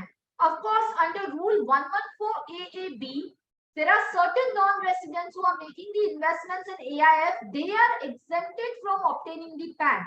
So the relaxation is only for them and not for every non-resident. Also, in case of Section 115A, which is providing the tax rate, there a relaxation is granted. Relaxation is not from PAN, but relaxation is granted in terms of filing of return of income under 115A. What 115A provides that if your income only includes, let's say, FTS or royalty, and the TDS has been deducted as per the rate given under 115A, which was till 31st March 10.4% with cess. So then in that case, you are not required to file the return of income. So non-residents were again taking a view that since we are not required to file the return of income, Of course, in that particular case, we will not be required to even obtain the PAN because we are not filing the return. We will need not obtain the PAN. But 139A does not exempt anybody other than these non-resident having the investment in AIF. So technically, you are still required to obtain PAN. Now, from this year onwards, under 115A, the tax rate has increased to 20%. So earlier, under many treaties, the tax rate for royalty, dividend, FTS was more than the rate under the Act. So everybody was going under the Act and not filing the return. But now, since the rate has increased under the Act, one will go as per the treaty. And now, if you go as per the treaty, you are required to file the return. There is no exemption from filing the return. And therefore, you will be required to obtain the PAN because without PAN, you cannot file the return. And therefore, clearly, there is no exemption from either filing the return or obtaining the PAN. And therefore, this relaxation from online filing is granted only to the non-residents who are not required to obtain PAN, which is for the one who are making investment in AI. Only is one category, specified category. For others, they have to file 10F online. Now, what if the payee says or the recipient says, I will not file the 10F online or I will not obtain the PAN? Then in that case, what is the payer required to do? Then in that case, of course, the payer can take the reliance on the judgment of Ahmedabad ITT to say that even if 10F is not available, that will not be a limitation to the tax treaty because that is something procedural. So one can always take that reliance and proceed forward. Then comes section 206AA. If PAN is not furnished, tax is at the higher rate of the rate under the Act or the rates in force, which is the rate as per Act or treaty, whichever is beneficial, or 20%. There is exception under Rule 37BC. If you provide the name, TAN, TRC, address, email ID, and contact, then in that particular case, the 206AA will not be applicable. So exception under Rule 37BC is for the non-resident providing these details. Okay. And then in that particular case, the 206AA will not be applicable. Okay. Then 206AA, whether surcharge or cess needs to be added to 206AA, it has been held that 206AA does not expressly provide for the same and therefore cess or surcharge need not be applied. Then similarly, CBDT circular also clarifies that particular thing in the context of section 192 that no cess needs to be added to the section 206AA rate which is there. Then in terms of 206A versus DTAA. So 206AA versus DTAA, whether the 206AA can override the rate under the tax treaty. So 206AA, if you read it literally, it's a notwithstanding clause. It's a non-obstant clause. So yes, it may override the DTAA, but the circular says that the treaty will prevail over the Act. So one may take a literal interpretation and say that it overrides section 90. 206AA provides notwithstanding clause means it overrides even section 90. But there have been decisions wherein it has been held that the treaty provisions override both the charging and the machinery provision. 206AA is the machinery provision. And treaty, in fact, overrides the charging provision also. So section 4 is subject to the provisions of the Act. So therefore, the treaty will override even that and therefore it will override even 206AA. Now coming to grossing up, where the payer is bearing the burden of the tax, he has to gross up the tax under 195A. So under 195A, the payer has to gross up the tax amount, the TDS amount if he is bearing. So the agreements many times provide that the tax will be considered by the, or the tax cost, tax implications will be taken care by the payer. So in that case, one needs to gross up. And in that context, the question again arises whether in the context of 195A, where the grossing up needs to be done, whether the grossing up needs to be done as per the 206AA rate, which is 20% if PAN is not provided, or as per the normal rate. So there are two views. One view is 206AA is not applicable for grossing up. Bosch, in the case of Bosch Limited, Bangalore ITT has held that 206AA is only for improving the compliance to obtain the PAN, and not to make the requirement more burdensome for the payer. So therefore, in that particular case, 206AA will not be applicable. Whereas the second view is 206AA will be applicable for grossing up under 195A, because 206AA does not create itself any withholding obligation. It just supplements the primary withholding section in the case of default in PAN. So therefore, in that case, it was held that the 206AA will be applicable. So there are both the views which are there. In the case of Bosch Limited, as I said, the Bangalore ITAT which is there has taken the view that the 206AA will not be considered for the purpose of grossing up. So 206AA not applicable for grossing up. I think it is reverse written over here on the slide. So it should be the other way. Okay. Yes. So one view is, as I said, that 206AA will not apply for the grossing up. That is something which is being held by the ITAT, Bangalore ITAT in the case of Bosch. And the other view which is there is that 206AA, which is of course not tested by any court, or which any court has not held that. But since it's an ITAT decision, any other court can also take an adverse view also, or any other tribunal can also take the adverse position. So that's about the section 206AA. And next is coming back to 1 second. Yeah. Is the slide moving?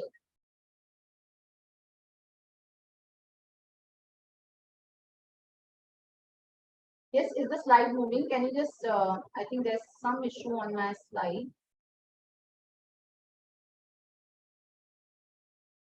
Yeah.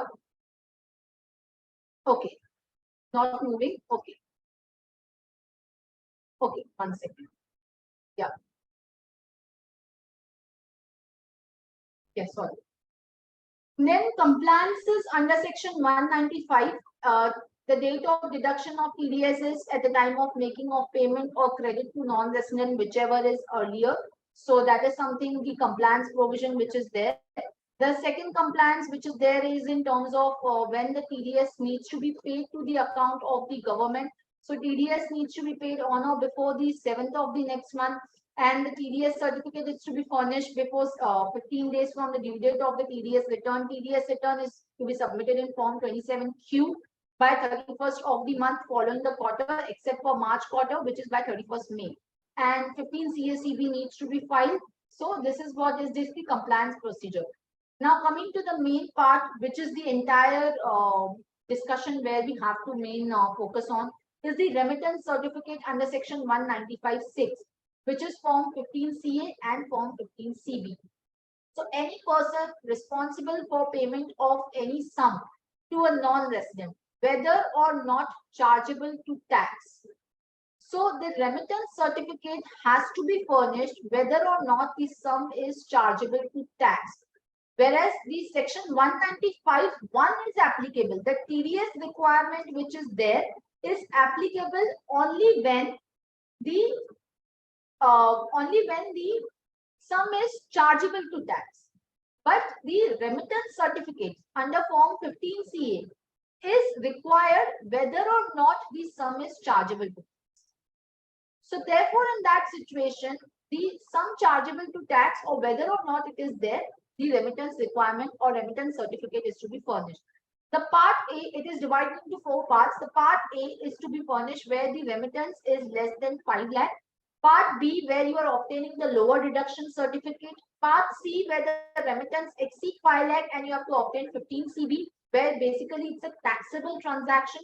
And part D, where the remittance is not chargeable to tax, other than the payments referred to in Rule 37BB2, which is the rule for the exemption. There is exemption for remittance made by individuals under the LRS scheme, and which does not require RBI approval, and the remittance which is in the nature of specified list. So there are imports and many other transactions which are put up. There are 33 items in the specified list. If you fall in that specified list, you do not need to furnish any 15 CACB. And 15 CB is a CA certificate which you need to furnish when there is a taxable transaction. Now there are certain issues which are there, which I would like to discuss. Yes. Transfers directly from the third parties into the NRO account or into the NRE account. So there is possibility that there are direct transfers which are made from the NRIs, from the third party into the NRE account or NRO account. So if it is a case of NRE account, there is a third party transaction, then of course one need to also obtain the certificate from the AO and undertaking from the NRI that this is not a taxable transaction. If it is a third party transfer which is there, of course one can also determine whether the payment is actually chargeable to tax or not, and one needs to obtain CACV certificate. If it is to the NRI account, NRO account, then again the bank crediting the amount usually does not ask for the compliance, as no remittance is being made outside India. Because if you transfer to NRE account, that is considered as remittance outside India. It's non-resident external account. However, if it is a credit to NRO account, banks will not insist on obtaining CACV certificate. But in the case of NRO account, NRE account, it is considered as the remittance which is being made outside India. However, one should obviously file that particular information irrespective of whether the amount is being remitted outside India or not, because that could be useful at the assessment stage. Now, what about the transfers from the NRI's own NRO account to the NRE account? What about the transfers from the NRI's own NRO account to the NRE account? So whether in that particular case, whether one has to get the CACV certificate. So there, you would see many times the bank insists on also bringing the CACV, even the CV which is there, CA certificate, even if there is no element of income involved. So technically, there is no element of income involved when one is transferring from one account to another account. But still bank insists for it, and if that is the insist of the bank, then one can obviously provide, but there is no requirement from the law itself to provide for that kind of certificate. So there are many transactions, if you see, where there is no requirement. Sometimes for import also they ask, even though that is put up into the exclusion or the specified list of 33 items which is there. But still if the bank sometimes asks, so then you need to provide. Also, one more issue which typically arises in the context of these NRI payments is that, especially for the capital gains, where the non-resident seller is selling the immovable property, and the purchaser has to deduct the TDS under 195. There, just for that one transaction, because the purchaser would not be buying property very often, right? He would be buying, like, let's say in 10 years, 7 years, one property. That too, the other sellers may not be NRI, and he may not be, buying again the property. Because if it's purchase of property from resident, then you don't need to obtain TAN. But if it is a purchase of property from non-resident, you need to deduct under 195, for which the payer is required to obtain the TAN. So having obtained the TAN, then he has to even get it cancelled later on. So there are too many formalities. So in fact, that is something suggested that if CBD makes the 194 IA similar to 195, at least in case of immovable property transaction, that would be better, because unnecessarily there is so much compliance in case of the payment to the NRI for the purchase of property in vis-a-vis the payments to the resident, because for resident it's PAN based transaction and not the TAN based transaction. So you don't need to obtain TAN for the payments being made to the resident. You can only do it via PAN under 194 IU. So that's again a problem which is there on the non-resident payment. The another issue, we'll take a few issues now. First, we'll take up the consequences for the non-compliances. So there's a disallowance of expense. The payer may be treated as representative assessee, where the he may be treated as agent of the non-resident, which is what happened in Vodafone case. Vodafone was treated as representative assessee of Hutch if he has not deducted the tax. There is interest under 1% or 1.5% for tax not deducted, not paid under 2011A. There could be penalties, there could be penalty or fees for late filing of TDS return, non-filing of TDS return, there could be prosecution. So these are some of the consequences. Now, TDS on purchase of goods, for purchase for export, there is no TDS. Purchase for sale in India, yes, it is taxable, and then TDS need to be deducted again on the whole amount or only on the income component, only on the income component. Let's say purchase operations in India, for purchase of goods from outside India, that is also taxable, but then you need to apply to AO to determine the income component. Purchase of services, yes, again, that may be qualified as FTS and there could be TDS on that. Export commission, as I said, is not considered as the FTS or business income. There are many rulings on that. Software royalties, we already discussed. Digitalized transaction, database subscription, online software payments. As I said, this is something very problematic because these are automated payments and you directly purchase through website where you do not even have the chance to deduct the TDS, and therefore the burden may have to be borne by the payer. But again, you may not have TRC because these are the websites which are there. You cannot, communicate and ask the TRC to them. So then in that particular case, you may not have beneficial ownership requirement declaration being procured for them or P certificate from them. So then in that case, the tax may be at the 40% because you do not know whether this service which is giving, whether he has a P in India or not, whether he's a beneficial owner or not, whether he's a resident of the other country or not, you do not know anything. And therefore, the AO may say that the 40% highest tax rate should apply in those transactions. But who will bear it? It is the payer who will have to bear it. So he may have to gross it up, but this is like a huge burden of 40%. He's already bearing the expense. Plus, he will not get the TDS as the deductible expense. So this is quite problematic task. Then we talked about the FTS, managerial, make available, all of that. Reimbursement, if it's a pure reimbursement, back-to-back invoicing, supportings are there with no markup, then no TDS. But of course, the backup invoices should be there. Then interest on IT refund, yes, the TDS will be deducted on that and for the IT refund. And then, yes, then I'll take a few case studies before we close the session. I'll just quickly take it up. What are the case studies I'll tell you without going into the fact, which of course you will have to answer for me. So the first case which is there is, in this particular case, the question before us is, that a Singapore company had acquired the shares. Now, it would want to sell the part of shares to another non-resident company. Now, whether it has to file the 15 CACB, because if the transaction is not taxable in India, let's say there is exemption under the income under the tax treaty. So, whether it is required to file the form 15 CACB, yes or no?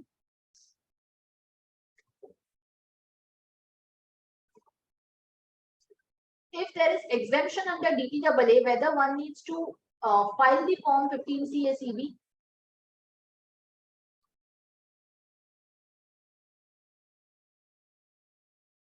So understand in that case. So 195 says that requires the reporting even if the sum is not chargeable to tax. Now, whether you will say even if we have to report it under 15 CA, whether it has to be reported under Part D, which is non-taxable, or whether you have to report it under Part C. Now, Part C, which is there, if you look at it, it's a full-fledged format, which requires elaborate details like provisions of the Act, provisions of the DTAA. So, obviously, Part D will apply because the department wants to verify that whether this is actually not chargeable under the Act. So Part D, which is there, is a simple self-declaration which requires very minimum details. There is no CA certification required. So Part D here will not be applicable. Only Part C will be applicable. So this is something which I wanted to highlight. The next case study is also on the similar line, where the Mauritius company had the shareholding in the Indian company. Now the Singapore company will acquire the Indian company from the Mauritius company. Now, Singapore company will then transfer its shareholding in the Indian company to its another subsidiary in India in consideration of the shares of the Indian company. So, this is not going to be, the payment for the transaction is not going to be in cash, but through the swap of shares. So, whether, let's say, for example, this transaction is not taxable as per India Mauritius DTAA, whether in that case one needs to file 15 CACB. So yes, first of all, 195 obligation will also arise even though the payment is not being made in cash but in kind. Supreme Court in the case of Kanchenjunga Seafood had held that TDS obligation will be triggered even if it's a consideration in kind if the income is chargeable to tax. Here, But the question will arise whether Part C will be filed or Part D has to be filed. So here also one may have to file Part C because that is considering again the DTAA as well as the Act and not the Part D. So here also one needs to file in Part C. Yes. Okay. So I'll stop here for now and I'll take a few queries which are there. 15 CA required as it's a compliance process. Yes. Okay. Non-resident sells property in India and gets the consideration directly in an NRO account. He wants to transfer these funds to foreign bank. 15 CACB required. Generally, if the tax has been deducted, 15 CA has been filed for the property sale, then again, if he wants to transfer from NRE to NRO or NRO to NRE, sorry, if he wants to transfer from NRO to NRE, generally the 15 CACB is not required, as I already said, the 15 CACB, but the banks may insist it and therefore you may have to give it. If a person is remitting the amount from NRO account to his own account outside India, it's not a transaction with third party. I already answered this question. Yes. Again, the same question which is there on this. Source of funds is yes, important. Yes, in such scenario, you have to issue Part D. But if the bank is insisting on Form 15CB also, then you may have to give Part C. Yes, again, the purchase of property 15 CACB required. Interest earned on NREFD by RNOR is it taxable? By RNOR, it is taxable. Yes, it is only for non-resident, it is exempt. Credit card also, yes, credit card transaction also 15 CACB is technically required, but usually these payers which are there, they do not undertake it for the ignorance and also for the fact that they say that nobody comes to know, but technically it is required. And if you do not report, the penalty is as high as rupees 1 lakh. So I've reported your penalty if for failure to furnish information or furnishing inaccurate information, the penalty is as high as 1 lakh. Also, the CA certificates, the penalty is 10,000 per certificate. Can NR apply 10F electronically? Yes, they can apply 10F electronically. It needs to be applied for financial year. If there is delay in filing of Form 67 for availing benefit of DTAA, can this be appealed? No, that cannot be appealed. But of course, you can make a condonation. If the person is of Indian origin residing in UAE, fixed amount in USD is paid as export consultancy. Is TDS applicable? Yes. Under FTS clause, it may be applicable, but if the DTAA with UAE, as I said, there is no FTS clause, so this may be considered as business income. TRC is for the treaty benefit and not just for filing ITR. So you may have to take the TRC even for TDS purpose, Yogesh. Yes, Jayesh, the payment to NRI, if it is chargeable to tax, TDS is applicable.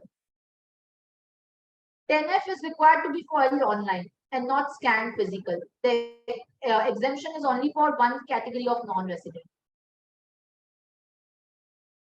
Yes, if the assessee is subject to TAR, whether any payments made in personal capacity, either professional or interest, would be subject to TDS.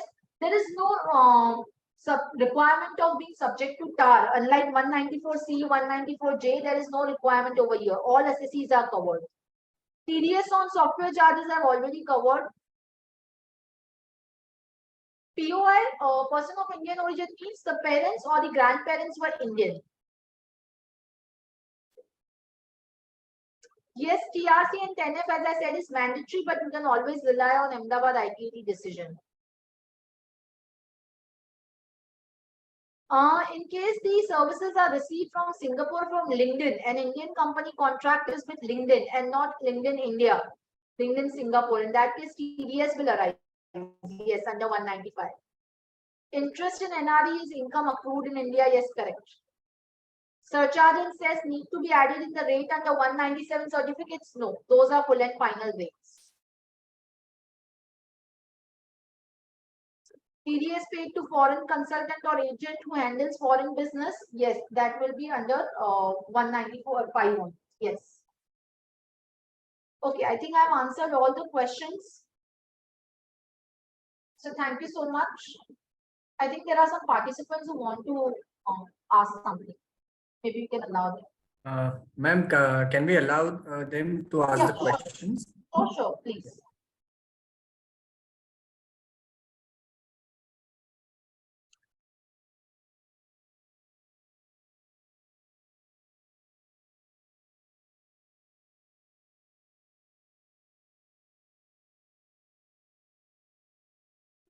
CA Pradeep, you can ask the question.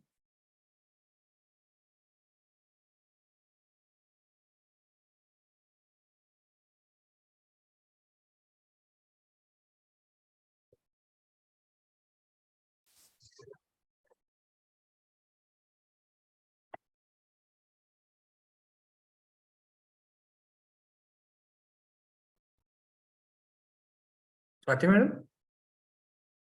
हो sir, actually त्यांनी आवाज येत नाहीये प्रदीप सरांचा. Pradeep sir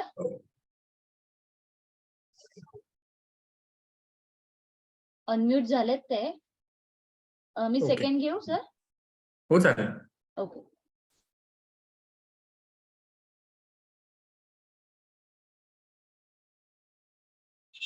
Yatin sir. Yeah, can I ask? Yes, sir. Yeah, ma'am, I just want to know. You have talked about this copyright article in which is not covered under royalty, so it is a business income and TDS is not applicable. But whether said payment is covered under equalization levy or not, and if not, then which kind of payment is covered under equalization levy? Yeah. Thank you. So under equalization levy, as I said, the payment which are made to the non-resident e-commerce operator or for the digital advertisement, and that too for the non-resident e-commerce operator, if he receives any sum from the resident Indian or from any non-resident in respect of sale of data of Indian customer or Indian resident. So those kind of payments are covered under equalization levy, which is mostly in relation to the online services. So that is something which will be covered under EL, and if it is not covered under EL, then you may look out for royalty. If not royalty, then definitely it's a business income, and then you can say that in absence of fee, it will not be taxed. So also not covered under equalization levy, correct? Yeah. Thank you. Thank you so much.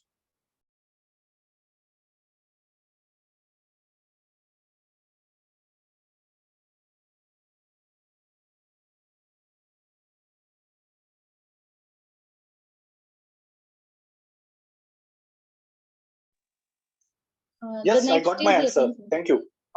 Yeah. No other query.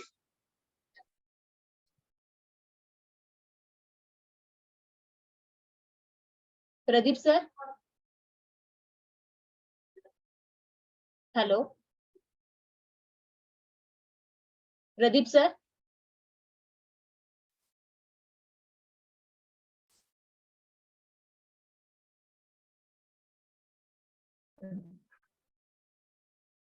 Okay, can we take next question if any other participants is there?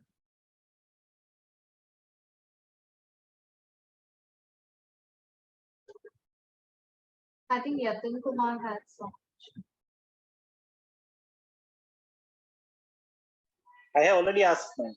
No other question. Okay, sure. Okay, sure. Hello.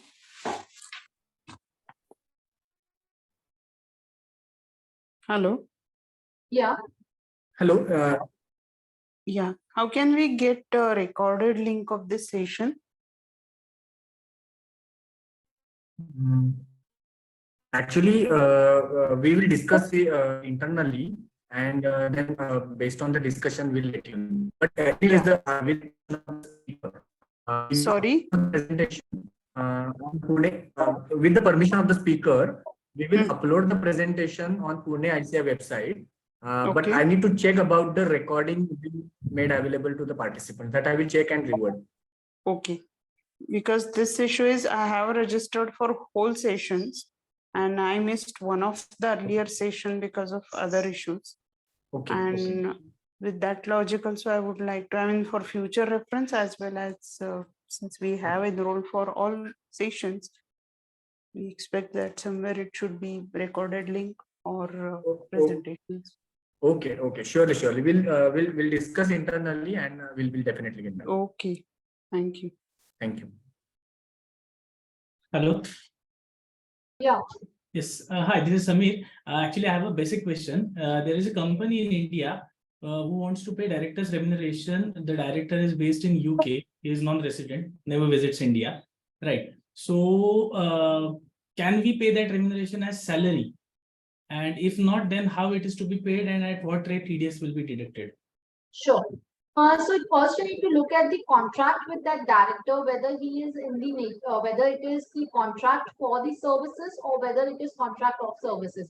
So you need to look into that, whether the contract is of the employment or for that matter, it is for the one where the professional services are being procured from that director, whether he's a full-time director or an executive director or just a independent director. So all these things need to be considered to conclude that whether this is going to be under 192 or under 195. And based on that only you can decide.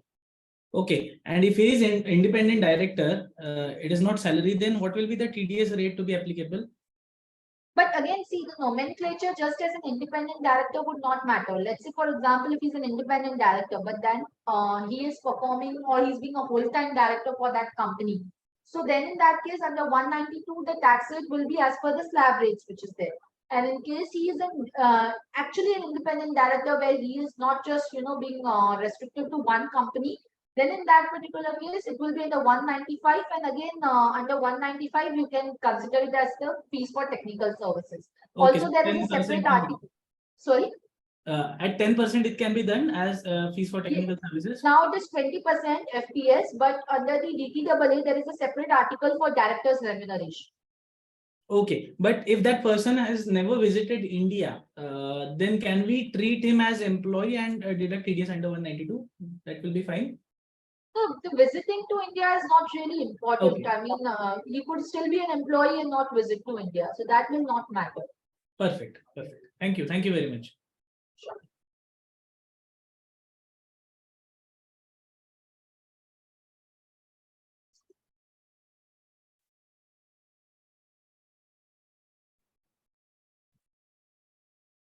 Hello. Hello. Ma'am, I want to ask कि I am availing a subscription service basically from US client.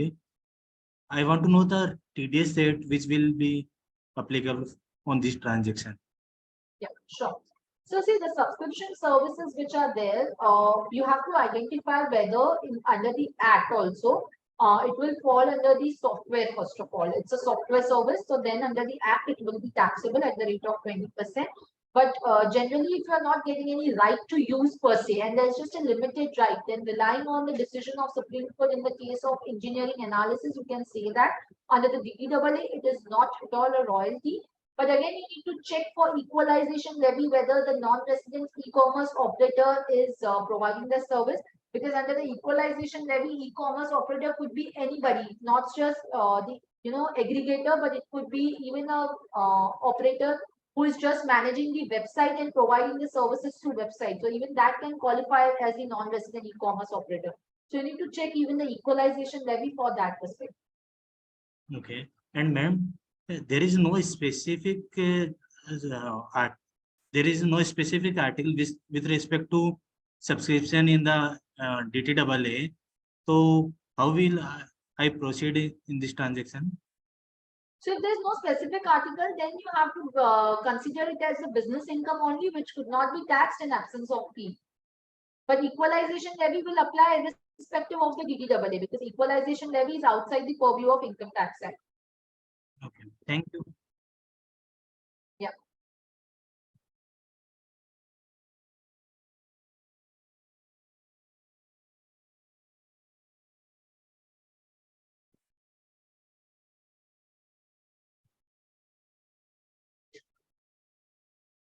Hello. Yeah. Yes, ma'am. As you said that e-commerce operator, the definition is there given after March 21 decision of Supreme Court for bundled software, that who is the e-commerce operator to understand whether the equalization levy is applicable in this case or not. Yeah. Yeah, so definition is given, but the definition is very wide to include the one who is even owning, managing a website also. So even that is considered as an e-commerce operator. Okay, so if suppose Microsoft or some other Teamweaver, this kind of bundle or rings of software they are providing, they are out of the purview of royalty, correct? In this case. Yeah, so see, royalty is under app. So if it is considered specifically as royalty, then it will not fall under the equalization levy. But if it is not royalty, then it may, you may test it under the equalization levy, because there And is a the specific equalization- carve out for royalties and royalties from the app. Okay, so royalty is not there, then we have to go for equalization levy. That is the interpretation. Correct. Now. Correct. Okay. Thank you.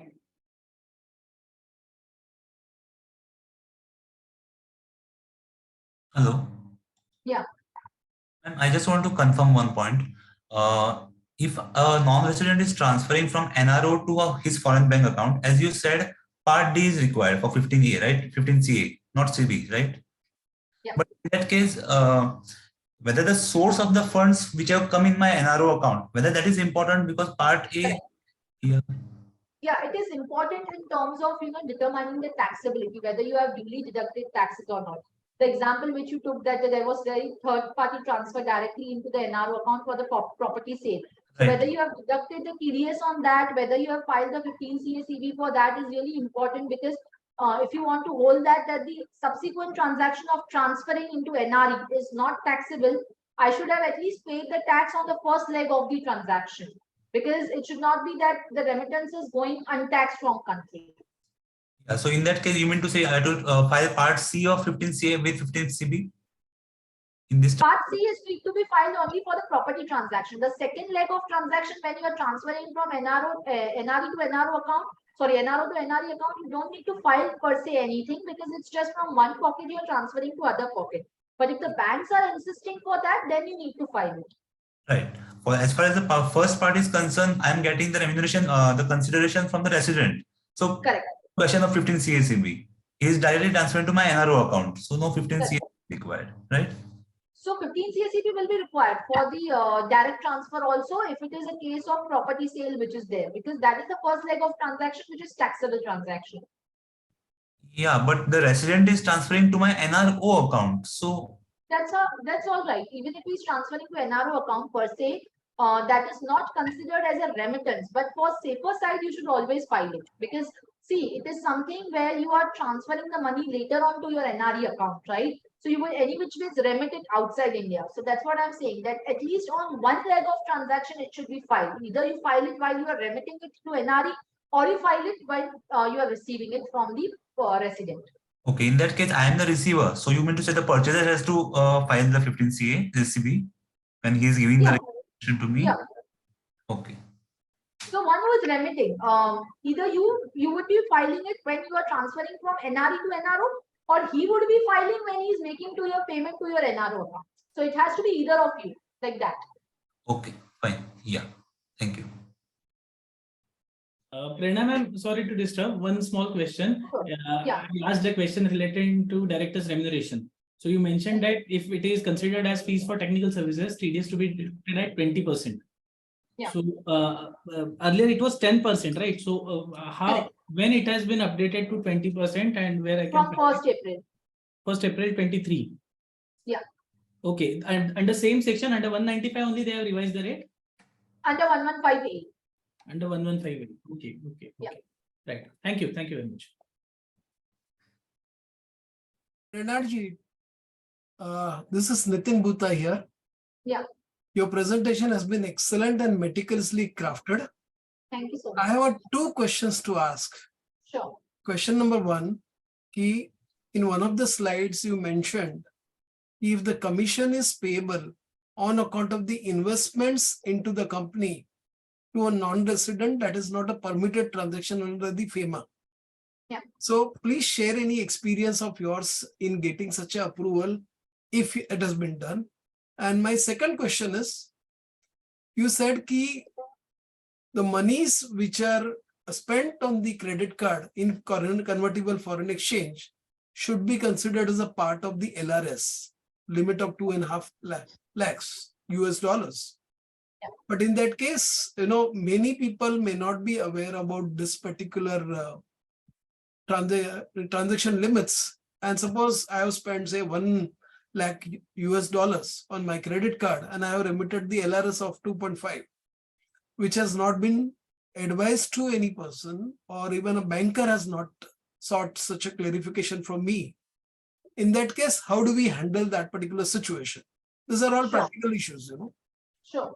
So in respect of the first, even I do not have any practical experience per se on this prohibitive transaction, because this is what is the commission on export made towards the equity investment in joint venture. So honestly, I also do not have any practical, experience around that.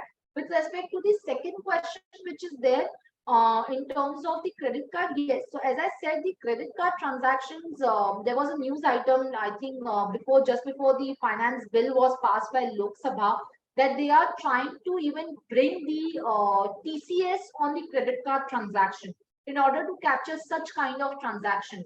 Because ideally on the credit card transaction, there is no TCS, there is no TDS, there is no LRS information which gets passed through. There is no 15 CACB information which gets passed on to the regulatory bodies. So there is something problem which is getting, because of these credit card transactions being directly done through the website. So in order to bring that within the regulatory purview, they are trying to introduce the TCS, and that would be done through the RBI, because RBI would be, setting up this kind of mechanism with the payment gateways, so that the TCS is collected at the payment gateway point itself, and that would kind of give the information to all regulatory authorities. But I think then in that case, it is prospective, not the retrospective, right? Of course, of course, of course. So anything that happens, we will treat that as a retroactive amendment rather than a retrospective amendment. Correct, that's true. So till now, there is no mechanism to, capture such kind of transaction. Even in terms of TDS, if you see, the reporting does not happen to 15 CACB practically. Yes. Yeah. Thanks a million. Thank you. Sure.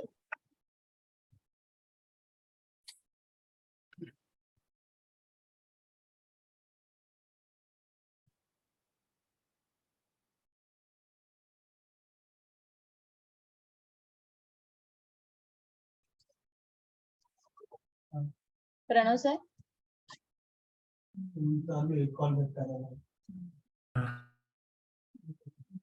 Shall we Yes. close that session there? If there are no further questions, we will go for yes, sure.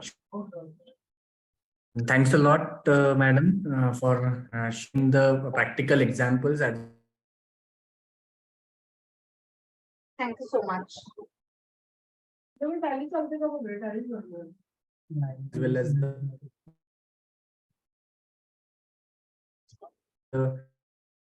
and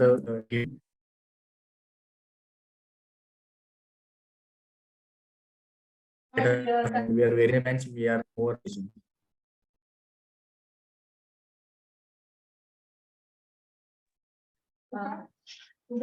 Ma'am, some technical error with Pranav Apte Am I sir. audible? Thank you so much for Sure. giving such a valuable time for us and sorted out all question answers. Thank you so much, ma'am.